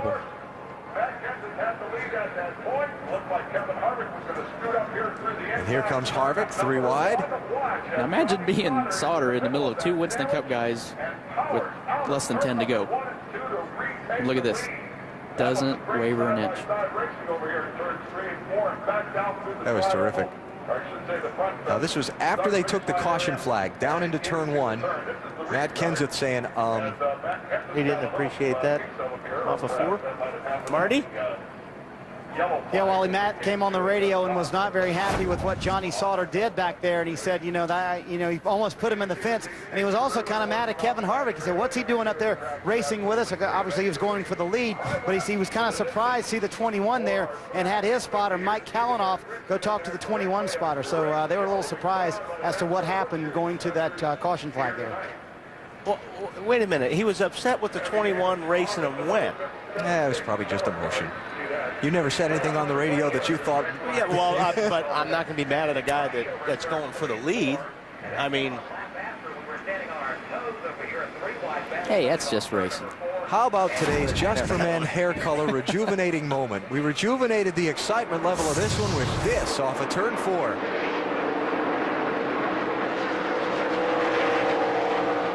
Johnny Sauter and Matt Kenseth brought all the 60,000 plus here tonight in Richmond to their feet, watching that 3-wide race for the lead. And we're not done yet. 5 laps to go.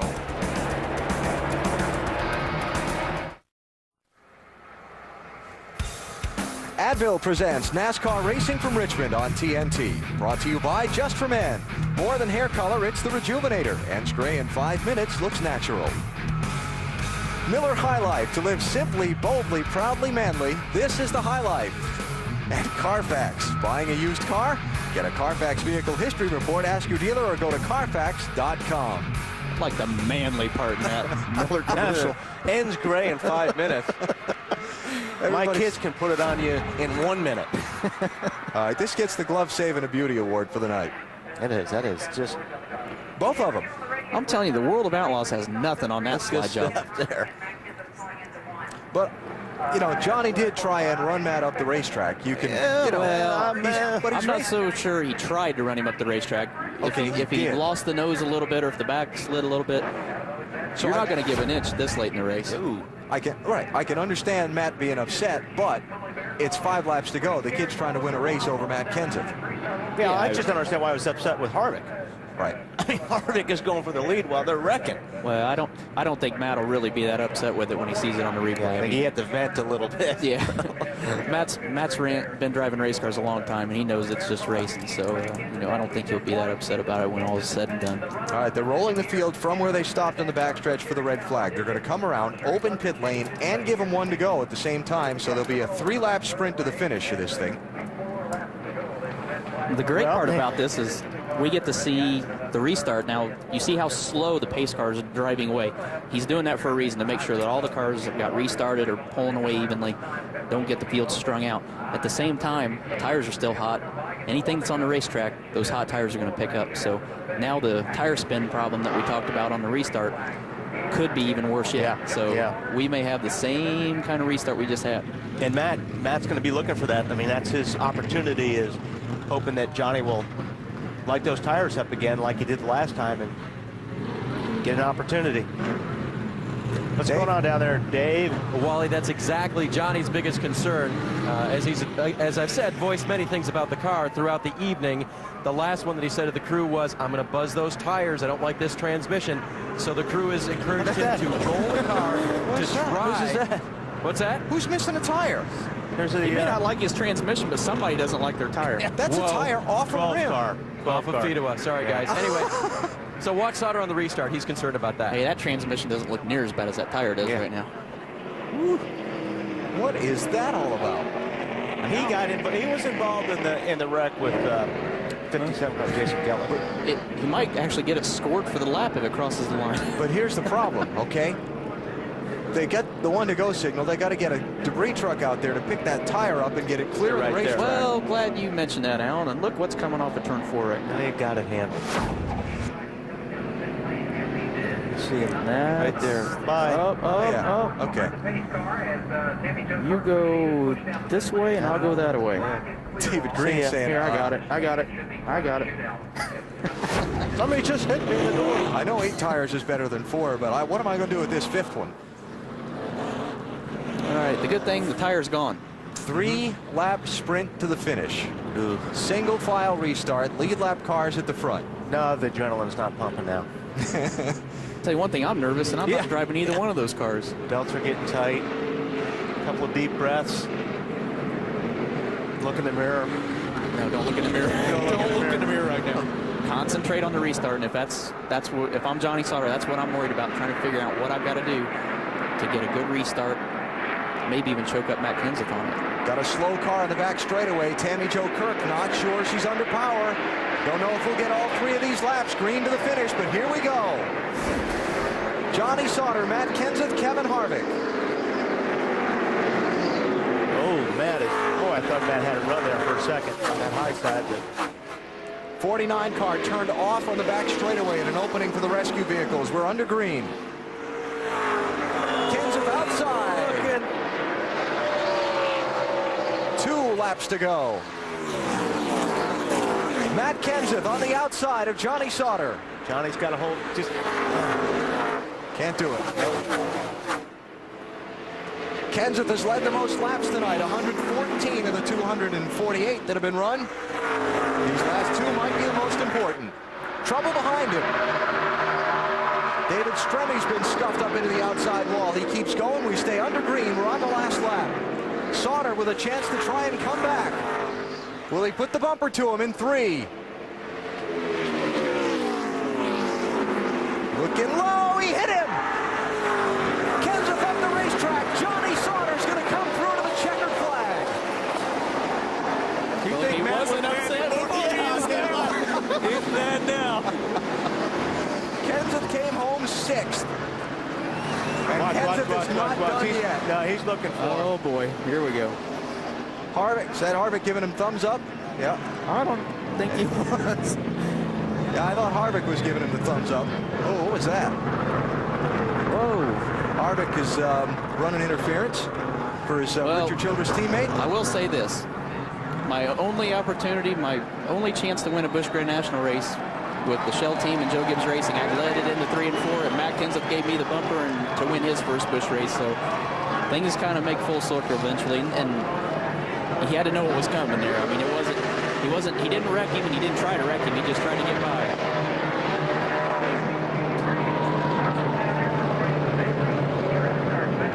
What was it? Was that Rockingham? Rockingham. See, I remember that. Nobody told Johnny.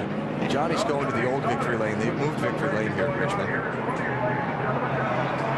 Or maybe he's just doing donuts. Who knows?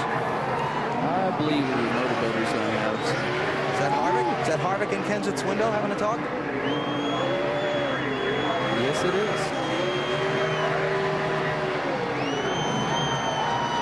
David Stremme came to rest just past the start-finish line after his car lost a tire in that last lap bounce off the wall.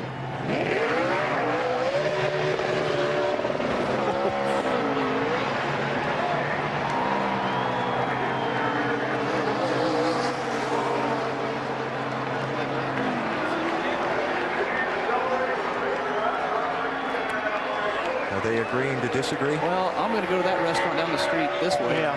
But that one down there has got a special on chicken noodle soup tonight. Discussing it, though. I delivered that box of paydays down to your motor coach last night. Johnny Sauter's second NASCAR Busch Series win in his 64th try. He won at Chicagoland 41 races ago. What we got going on here? It looks like the pit crews have intervened.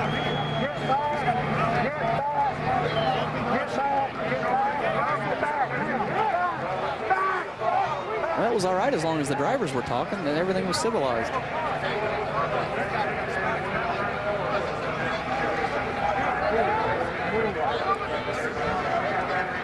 Tempers on a short track. And just think, 400 laps tomorrow night. But that's what makes it so exciting. I mean, the fans saw a great race tonight. I mean, you couldn't ask for a better finish than this. Dave? And with Kevin Harvick now. Kevin, first of all, what were you and Matt discussing? Well, the biggest thing is, yeah, everything's good. I mean, how many damn races has Matt won? I mean, there's no reason to wreck Johnny coming back to the yellow. And, the guy's my dang teammate, and I'm going to stick up for him. And, I just told him I thought it was a chicken, whatever you want to call it, move. And I'm not gonna let one of my fellow teammates get picked on. And, what I told him was he had it coming. So, good day for the, Honey Roasted Reese's Payday car. And guy's racing for his second win. Good job, Johnny Sauter. Kevin, Matt had expressed on the radio that he didn't think you racing them into turn one together was the right thing either. Well, you were going for the win too, weren't you? I guess he thinks he's the only one on the racetrack, so it doesn't really matter. But I'm so damn proud of Johnny Sauter. I can't hardly stand it, and it's pretty awesome. But me and Matt were just trying to discuss it over there, and I'm just so proud of Johnny. I can't hardly wait to go tell him. All right, Kevin tickled about his teammate winning tonight, guys. Johnny's finally made it to victory lane. The burnouts and the backwards lap around the racetrack and all the rest. And now we're going to get to hear his side of it. And our mobile command performance tonight, the winning pass. It was done with authority.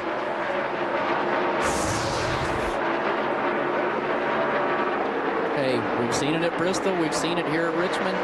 Hey, this is short track racing, guys. The bump and run.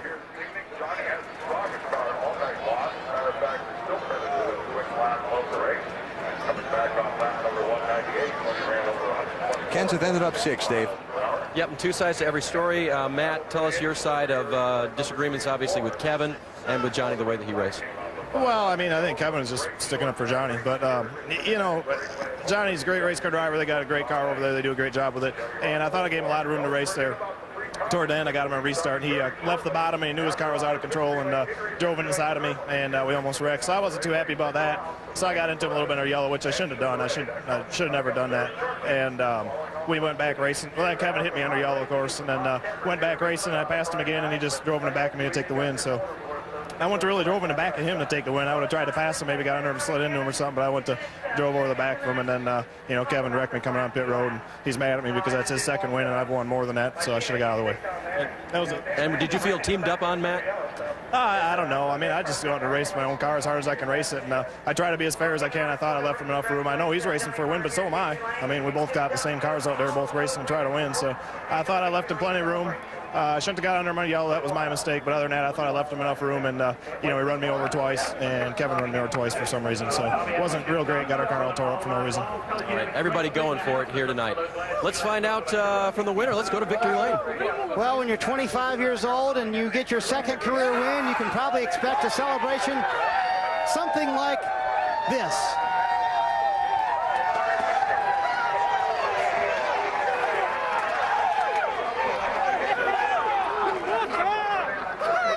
Johnny Sauter started 30th today, the furthest back a Busch Series winner has ever started here at Richmond, and won the race. Tell me about the pass for the lead to win the race. Johnny, was it intentional contact with the 17? Absolutely. Matt Kenseth thinks he can push me around. I don't know why, but I've been sick all week and just been behind a little bit, you know, driving triple duty. I drove a truck race last night, but damn proud of these guys. I mean, we caught Ray and qualifying rained out. He was in the back, and got to thank Channel Lock. I mean, if people knew what we were doing this on for a budget, they'd probably crap their pants. But Channel Lock, Kelly Technologies, Mike Curb Records, you know, Dr. Pepper, everybody that helps this deal, and Chevrolet, I got to thank Chevrolet. They're a big part of this. Was it a result of the 17 pushing you under caution? Absolutely. I mean, my car took a while to get going on the green flag run, and it's been that way all night long. And thank God this Wagner motor was good, stout enough to pull me up. And, you know, Matt didn't have to run into me like that. And if he wants to race that way, we can race that way. You know, he ain't going to push me around. Kevin Harvick came to visit you. What did he say? He said I was a man, and you know, me and Kevin are trying to win that owner's championship with 21 payday car, and those guys had a great run. Thanks to Kevin and all those guys, Butch, and you know, they let me go by there and get a good run at Matt, and just been a damn awesome evening, and I'm just so proud of these guys. Joe Shear, he deserves a lot of credit for this win, and just so many people I want to thank. Kerry Agajanian. It's unbelievable. I'm not even supposed to be here, so just to be here is awesome. His team owner, Kerry Agajanian's been in the Busch Series for 10 years. This is his first ever win tonight. Alan? Johnny Sauter in victory lane here at Richmond. Let's go back downstairs, Matty. Scott Riggs entered Richmond, the point leader. Where do we even begin about your night? Well, I mean, the first thing I got to do, I got to thank Ron Hornaday for continuing to prove that he is the most disrespectful driver on the racetrack. And that's where it all started. We had a good race car. You got somebody like him who thinks, you know, somehow somebody put him as the king of restarts, so suddenly he's got to do something spectacular on every restart. So his spectacular thing on that restart was to just run the 10 car up in the wall. So great job by him by proving how disrespectful he is and what a true coward of a driver he is, and doesn't know how to race anybody clean and really know how to drive a race car. And after that, you know, it's just downhill for us. But I want to thank all the guys. They did a good job, never let their spirits down, never gave up. Had a flat tire after that, kept working on the car, and almost thought we were going to end up having a pretty decent finish, and unfortunately had another right front tire go flat there and trying to get in the pits, and then Mike Bliss is already having a terrible day. I think he's a magnet for bad luck, so I hate it for him too. But like I say, just good for the guys, to everybody here to realize and see just how disrespectful Ron Hornaday is. 29th tonight, 17 laps down. Okay. Do I sense some frustration here? And we got 8 races to go in the season. Oh, this is going to be good. David Green, now the new championship leader. Riggs falling all the way back to 3rd as a result of his night tonight. 1 spot ahead of Ron Hornaday. So those guys will be looking over each other's shoulder for the next few races. Johnny Sauter with the win tonight. 2nd NASCAR Busch Series victory. 15th different winner in 2003. Casey Atwood, nice job. Lead lap tonight. David Stremme limping across last on the lead lap with that flat tire that he got, bouncing off the wall coming to the white flag. Jason Keller 21st after the late crash. And now the high number of cars who failed to finish this race. 17 did not finish tonight. Believe it or not, that is not a record at Richmond. And it's not a record for 2003 in the NASCAR Busch Series. We'll be back. What's going to happen next? Advil presents NASCAR Busch Series Racing from Richmond. Brought to you by Advil. For strong, long-lasting relief, advance to Advil. Smooth Busch Beer and easy drinking Busch Light. Busch, the proud sponsor of the NASCAR Busch Series. And KFC. There's fast food, then there's KFC. I'm kind of hungry right now. A long, hard night's worth of work. BP, where'd you go? Hey, it's been a long night. Let's go and see what Lord Elwes got in the catering tent to eat. Boy, this is the best part about these night races, going down in the catering tent. I don't see anybody around here. They usually got some ice over here. Let's see what we got. Oh, no. Lloyd! Man, where's the food? I heard you've been doing everybody else's job tonight, so if you want something to eat, I guess you're just going to have to cook it yourself. Come on down, guys. I'm cooking. Oh, boy. The revised effort of Buffet Benny coming up. I can't wait to see what it is. We're going to be eating at the hotel, I see. Did you have fun tonight? I had a blast. What a wild race, huh? Yeah, I'm just glad I got to sit up here and watch it instead of being down there in the middle of it. But no, looking forward to tomorrow. We got the Home Depot Chevrolet tomorrow, and Zippy's made some awesome miracle changes and make that thing a top 5 car, I'm sure. So now tomorrow night, you can just think about, we'll be up here laughing at who you're mad at the end of the night, right? All right, Tony, thanks. Good luck tomorrow night. Thank you, guys. You have fun? Absolutely. I always have fun. It's good. Crazy race. And we got 400 laps of it tomorrow night with the NASCAR Winston Cup Series. Coverage starts at 7 o'clock Eastern. The Chevy Rock and Roll 400. We begin with Discover Card Countdown to Green. Point Break is next on TNT. That was the moment. Coming to the checkered flag. Johnny Sauter wins. Matt Kenseth not as happy. See you tomorrow night here in Richmond.